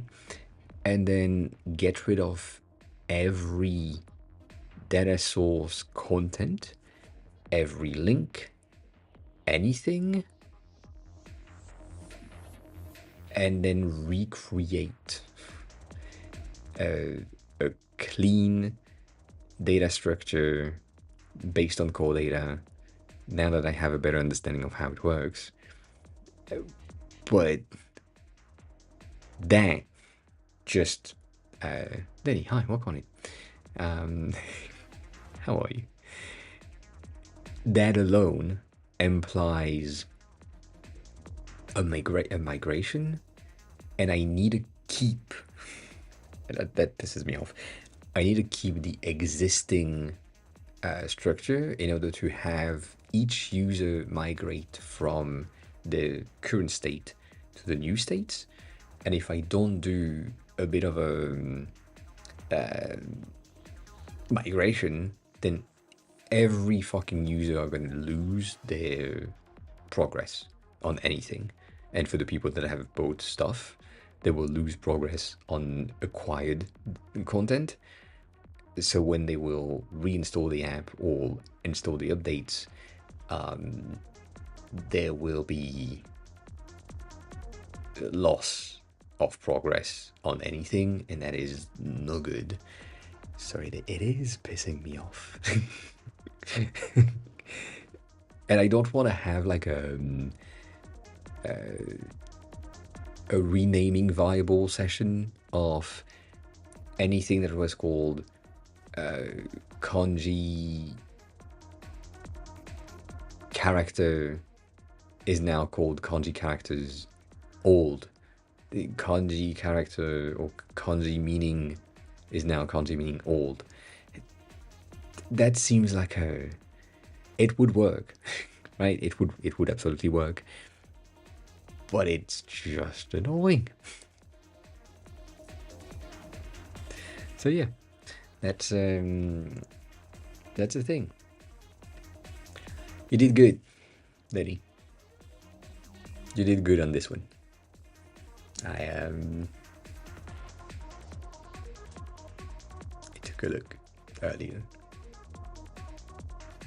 You did good. Good job on finally releasing. So for anyone that has been here, right, and that have been complaining about Denny not being able to share what he was working on, this is the thing in question. That landing page has been in the work for a while now, and most of the content that we've seen, like these elements, tiny things here and there, details, all that, is part of the NDAs. Yeah, no, I know, but it's just like we haven't really displayed the full website, right? We have showcased things, but now that you have on your own shared the link on, I think, LinkedIn, Twitter, I am allowing myself to showcase, which we've been working for a while now.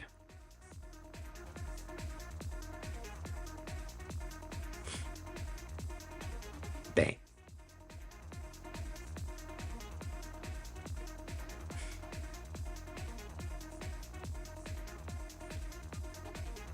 I see. You should do the Farrell thing. I mean, it's always Farrell, but they are pretty neat. I agree. Farrell has been doing this. We've been showcasing this a lot, often. But basically, he got this kind of tracker things of post per day, like design post per day, and you should probably do that. So if you have enough, if you have accumulated a lot of details content, do that. Get the habit of having a post per day, except on Sunday, for example. It makes sense. It's pretty useful. It helps, and it gets you in the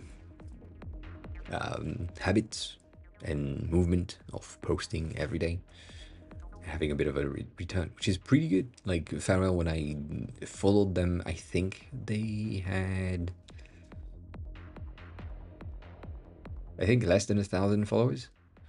I think so. Yeah, it pays out if you are after followings and things like this. If, but yeah, that has been like pretty impressive overall. I do have, now that we are on Twitter, I do have something to share. Um, some things have happened. The This thing has been pretty true, and I feel like this is something that some people needs to have as a reminder, and also something that if you have a boss that is unaware of what the work is, could be really good to help like a manager to understand how you plan things, or how you like define content. Anyways, the structure is as this. Everything in gray is the work that is around the work, which is the meetings, the reviews, the project management things, and all of the small interactions that happen. So this happens in each and every gray squares. Then you have the work to get the work, which is like the research that you need to do, the experimentation, the scoping, the quote when that's necessary, when you need to pitch to a client or pitch to a higher person. That is a pretty good thing and pretty interesting elements, but this is like before the works happen. And before that, you need the configuration, the planning, the setup, all of that. This takes a lot of time. And then you have the actual work that you need to do. So the design work, or like the tests, the everything. In between all of these, as well as the meetings and the reviews and the project management and all that, you also have the work between the works, which is the iterations on elements. When you have bugs, when you're a dev, or when you have like a component that doesn't work in Figma, this happens in between, will always happen. It happens here during the work, but it also happens during the work beyond the works, which is basically during the work itself. You forgot things, so you have some omissions that you need to fix. You have some scope creep that are adding some features that needs to be added to the work. And so this is kind of bringing the work to greater length. And at the same time, you still have the work between the works that happens. And then you have the work outside of the work, which is things that you didn't plan. The surprises, the disasters, the people that are also scope creep, but mission creeps that wants to push the project way further.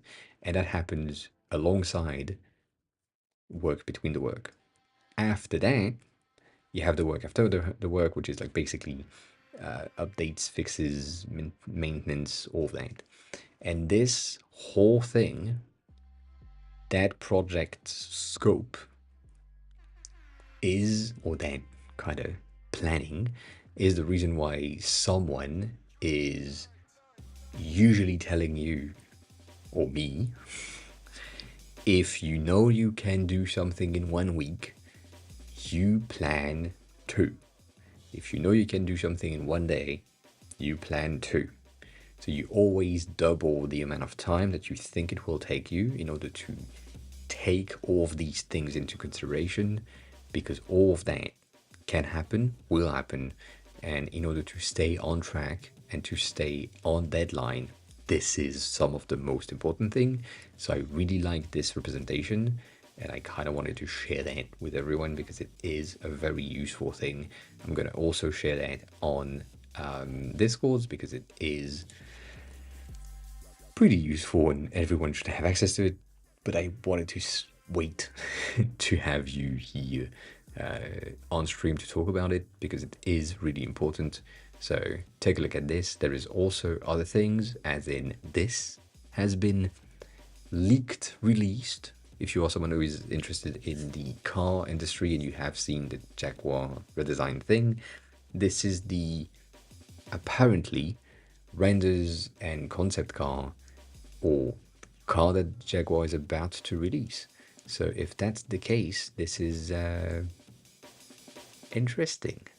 I don't know if I like it. I don't know if I dislike it. I think I'm in middle ground for this. I think that obviously the pink is there to stand out, and they may have like different colors that are less bright. Like the blue one is kind of right.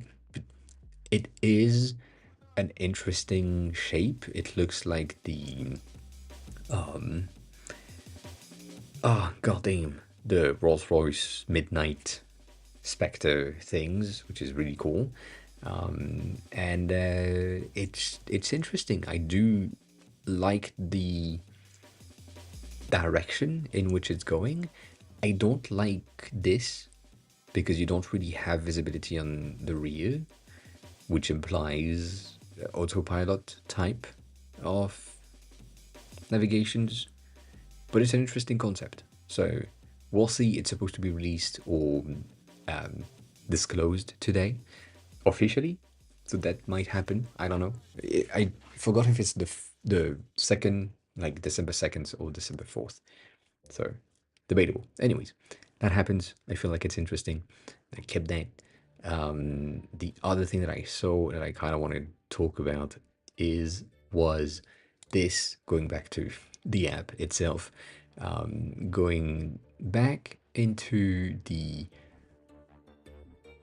regular marketing things, as in creating flyers. I might do that. I don't think bulletproof is a good idea, to be honest, because it implies conflicts, and you don't want that. So, yeah,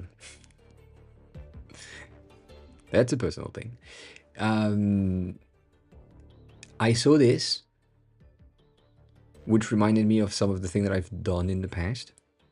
And so I looked at the files when I was like lurking around and trying to figure out how I wanted to have my streak on the app work.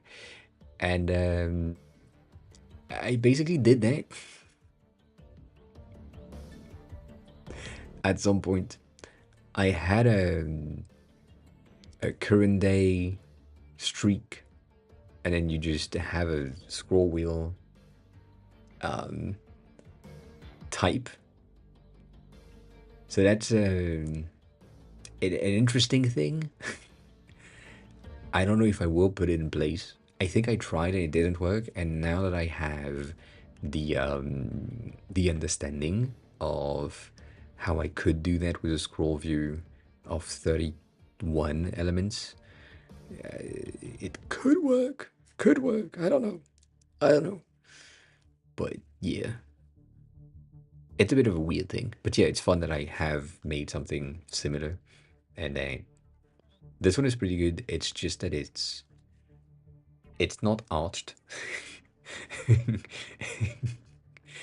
It's just smaller. Like the further out they are, the smaller they are. So it gives you like the circular thing, but it's not really. So I don't know. But it was fun to see. So there was that. And then someone also created something else that I kind of liked, which I don't know if I kept, to be honest, because I don't think I did. I don't think I kept this here. Someone said something around here. Uh, we talked about this in the past, which is the organic description and organic explanation for devs. So I do like that as a concept, and most of what Gleb is doing is pretty good. So that's a good documentation for the devs as an example. And then that one is pretty neat, but we'll see. If I go over that in a second, there's a lot of cats, obviously. There's a lot of cats.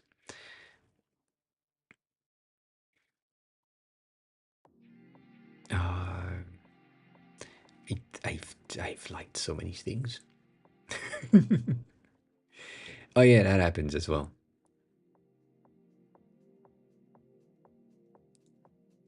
Which it seems potential. We don't think it's true yet. But this is the iPhone 17 that may or may not pop out. And as I always say, and I'm always sharing the same thing, when there is a new rumor of how the iPhone is supposed to work or be made, I'm sharing this. Because this is a concept phone from 2019 by Philip, and this has been by far the best potential iPhone render that I have seen with that type of camera design in the back. And the thing that they have done is, for some reason, without really knowing, implementing the space between the eyes spatial video format there in a way that makes sense. And that phone is just really good. In all of the colors, all of the textures, and no rocking, which is what a lot of people are complaining about. And it looks great. And all of that was from 2019. Like May 6, 2019. So, well, you have the microphone for the cameras. Your dual mics are for the captures in the back. If you look at your phone right now, you may have a bit of a hole next to the camera. This is the camera mic. There is a mic at the bottom, of course, right there for speaking. But yeah, but this is a concept from 2019, which is what breaks my brain. And Sony, they might, probably will have broken screens, mainly because, how can I say that? It seems the iPhone 17 is gonna have a body shape that is slimmer than the iPhone 6, which is the one that's basically bent. And so if that's the case, this one is gonna break like crazy, like the new iPad Pro is broken so fast. So yeah, we'll see.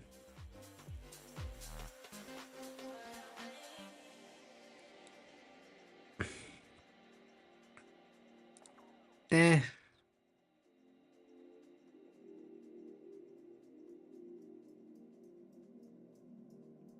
I don't. I mean, I get it for you.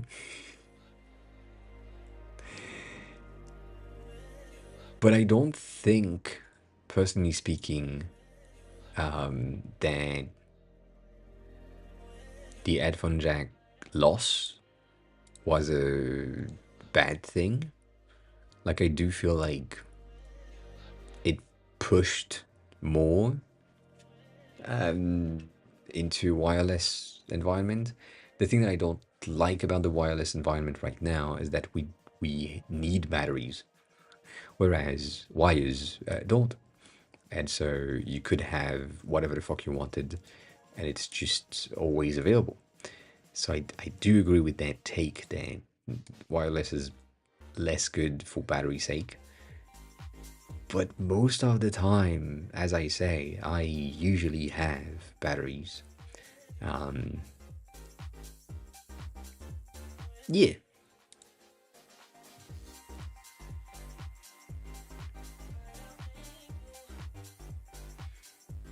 I mean, I don't know if you remember, but this is the this is making more money to Apple than anything else in their lineup. I think this is in the trillions of dollars per year.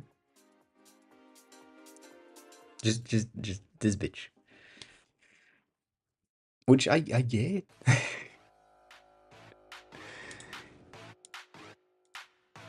To me, it is the best headphones that I've had. So I get it. The other thing that I saw, and I'm just re-scrolling through, I kind of shared that earlier. I think I need to check my replies. Someone, it's also in my likes. I saw that.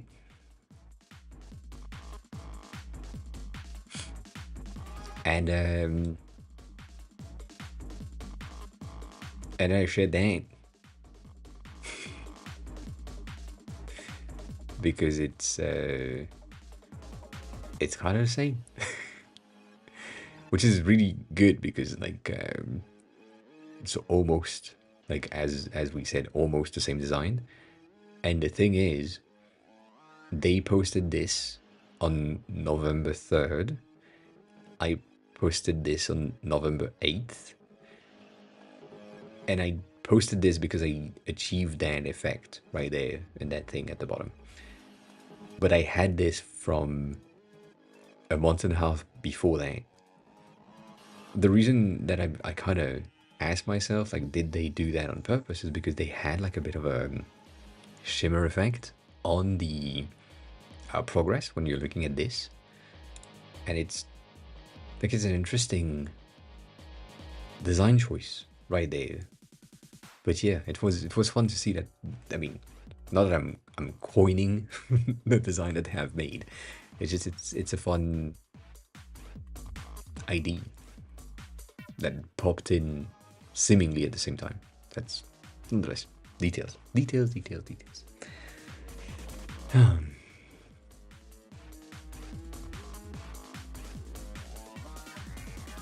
I Stony, I know how hard I haven't ever lost a hairbuds on the 20, 30 pairs of headphones that I've bought.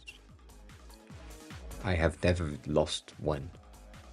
I have lost the silicone tips on some of my previous wired headphones, but I have never lost any silicone tips on these, nor did I have lost a buds itself. So either I'm good with my stuff, which is true, or I don't know. Yeah, I have tested everything. Like I mean, I threw away a ton of them, but I'm not saying like 20 to 30 AirPods. I'm saying any other ones, like the Sony's one, the sure, these ones are pretty good. The Crazy Baby ones, the other Sony one, the Atagora ones, like all of these I've tried. Everything, every time I had or saw a new pair of things that were looking interesting, I just bought them. So yeah, that happens.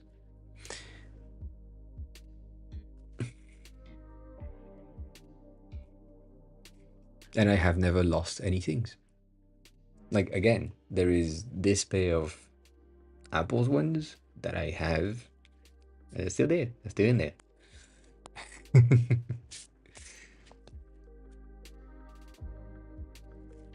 Yeah. Like as always, these are good as well. You don't really think about them, but these are really good. They are still in the box. They are still there. They are very tiny, tiny, tiny. Still there. I mean, I can.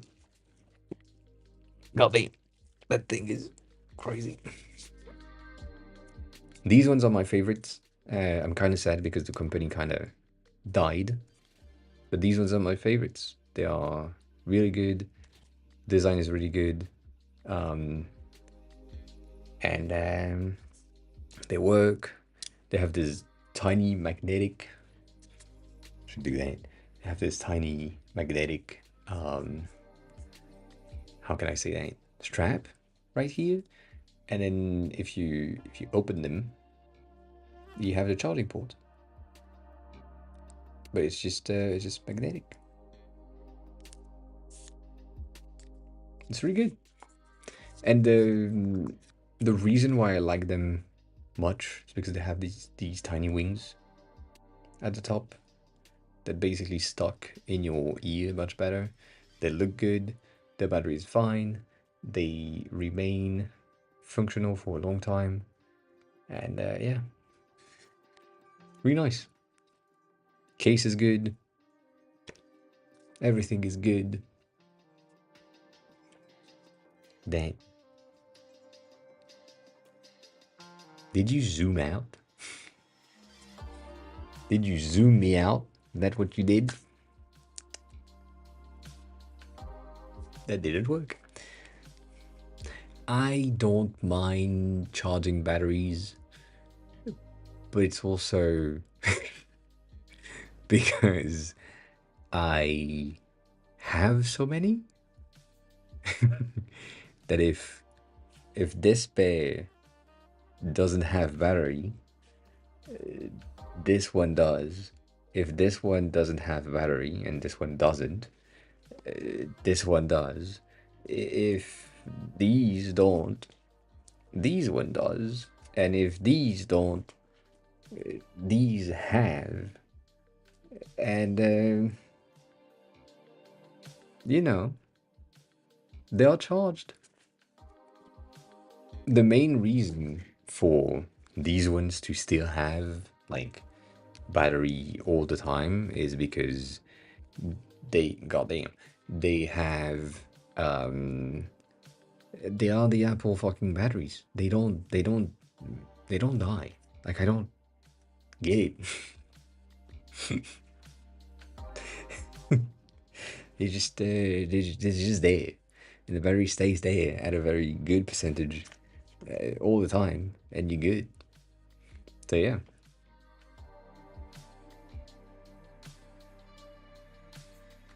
I don't um I don't like the regular ones.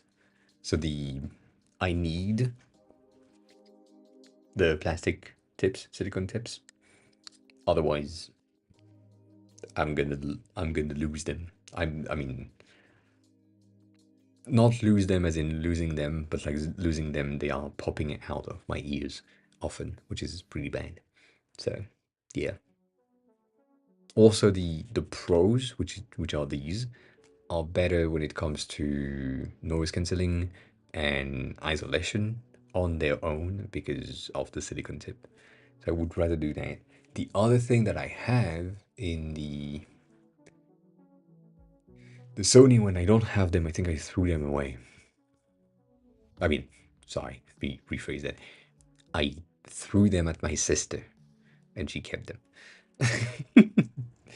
um, I think.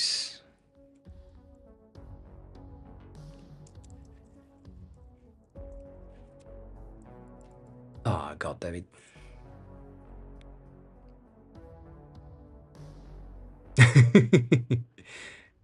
I said I prefer the one that are with the silicone tips. These are the best. These have the foam tips, and they come in with the silicone option. But in the pack or in the box, you have foam, which is kind of like earplugs, like the bright colored earplugs that you would have in construction sites type of things. They have these as tips, and they're really good. Much better than the silicone ones. But yeah, yeah, the one without silicone slip out way faster than these. So I do prefer the one with silicone. And if I could switch the tips or the of the AirPods for the soft foam that the Sony's one have, I would. But that doesn't exist officially from Apple. It probably exists officially from China. But yeah, Sony does have like a bit of a better tip section for the earbuds. Um,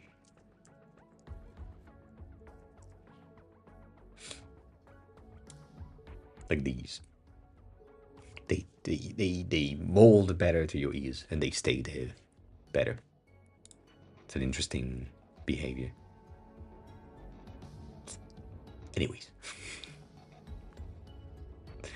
So yeah, every time that I see something that is interesting or seems like a good take on earbuds, wireless, headphones, whatever, I usually just buy them and try them out. And then sometimes, rarely, I just bring them back to the store and saying, yeah, I need a refund for that. It doesn't work or it doesn't match, whatever. But yeah.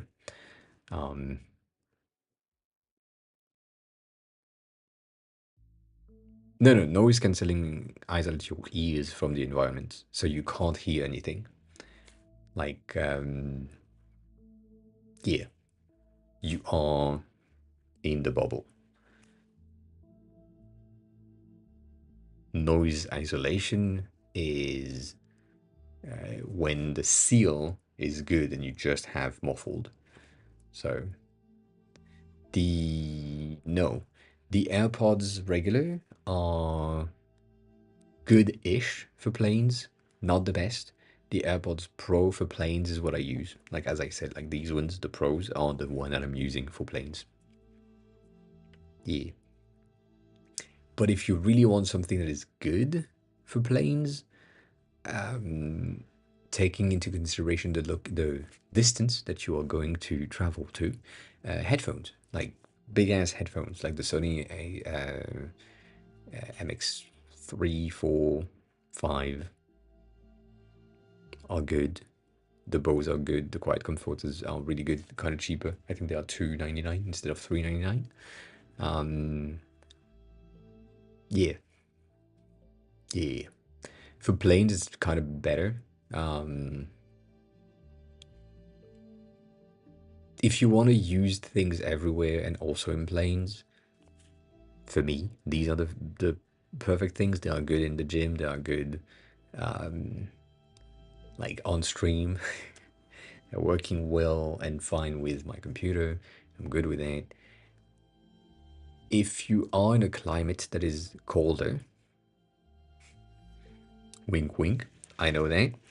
Um, headphones are really good because they keep your ears warm. So that's pretty neat. But basically, during the during the summer, I have these. During the winter, I have my headphones, and damn. Um,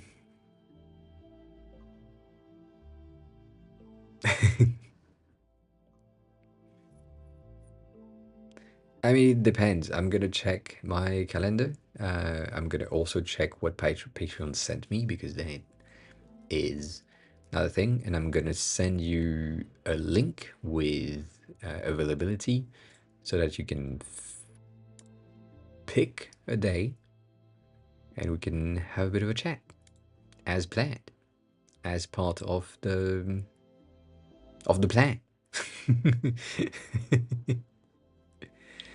um, so yeah, we're gonna do that. Oh shit!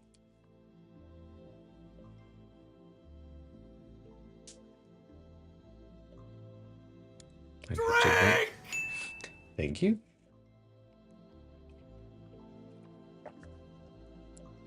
Eh, it's a comfort thing, Denny. If it works, it works, and if the sound is good, sounds good. I again, I am blown away by these. For the price, no, but for the size, the battery life, the sound quality, the noise cancelling, I am blown away by what they have achieved. So, yeah.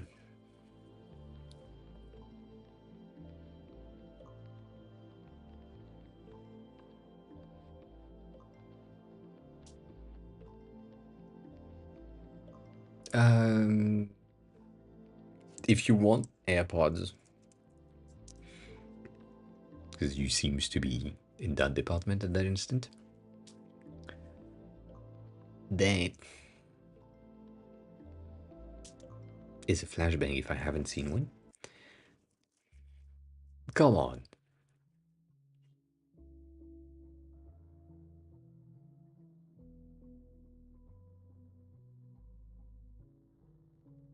Oh, that's why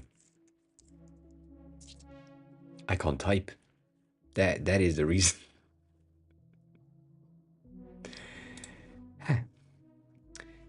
So the four are the one that I don't have. I have the third gen Lightning, which are these, but I also have the third gen with USB-C, and the fourth gen is like basically the Pros. I'm using the Pros 2 now. The fourth gen with noise cancelling are the one that don't have the silicon tips, and the AirPods Max are just overpriced.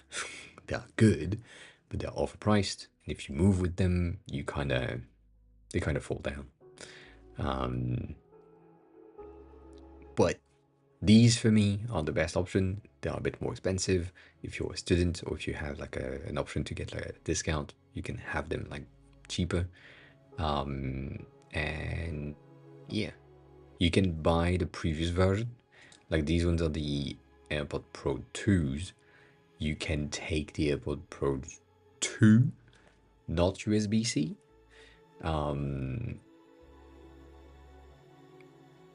That cheaper on Amazon or some things. But yeah, Terracon, hi. Good day, good time zone, good everything. How are you? I mean, the Pros are more expensive than 4, yes. There is a better chip inside, but also they haven't been really updated in a while, so they might have an update-ish soon. I don't know. I doubt it. I'm pretty good. A bit tired. I'm gonna end stream soon in the next, I think, 8 minutes. Because it's we need to end at 4:20, so that happened. So that's good. The other options, if you don't want to go with Apple's, also, Denny, if you don't have an iPhone, these are kind of useless. You know, like that.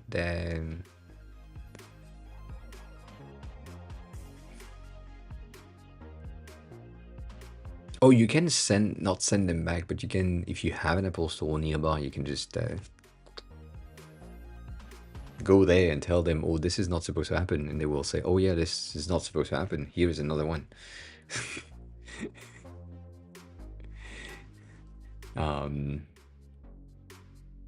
Yeah, no, you can use them. You can use the AirPods with an Android phone. There is no issues with that, but you don't have spatial audio, you don't have the transparency that works the same way, you don't really have software updates that works the same way. There is a sort of things that you are missing out when you don't have an iPhone, which is kind of sad. I wish they didn't. They do. That happens. And also, these are fucking expensive. The other option is again, the Sony are gonna be really good for me. And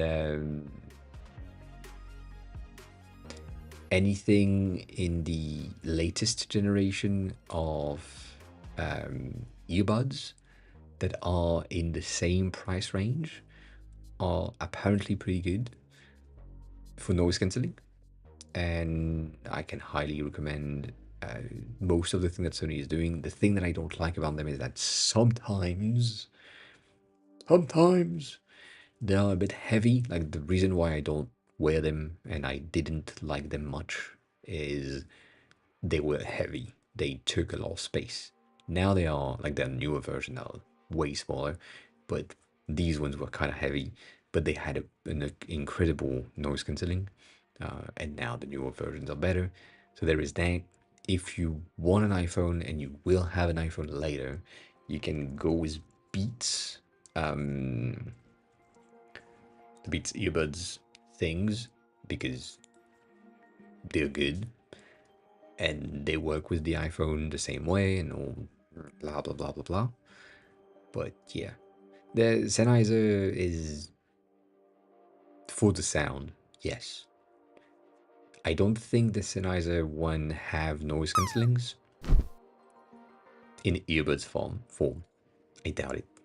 I have doubts, lots of it.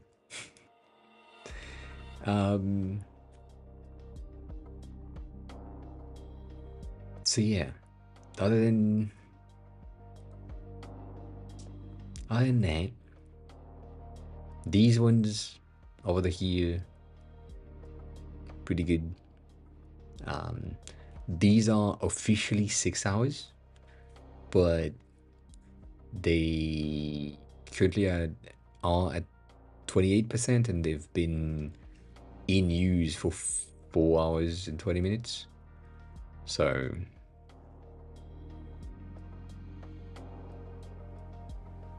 yeah, it's like a short 6 hours or a big 5 hours after a year of use, roughly. But yeah, so I mean, I could tell you to just go and get like the yeah, I mean, that's why I'm going with the headset most of the time, like the headphones, the over-the-ear headphones, is because you have access to 30 hours of battery, and that's way better. But yeah,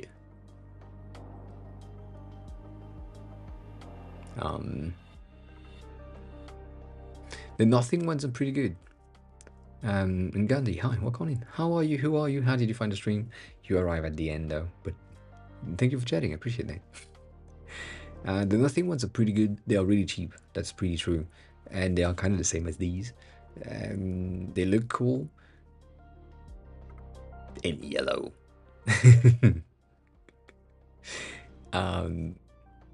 But yeah,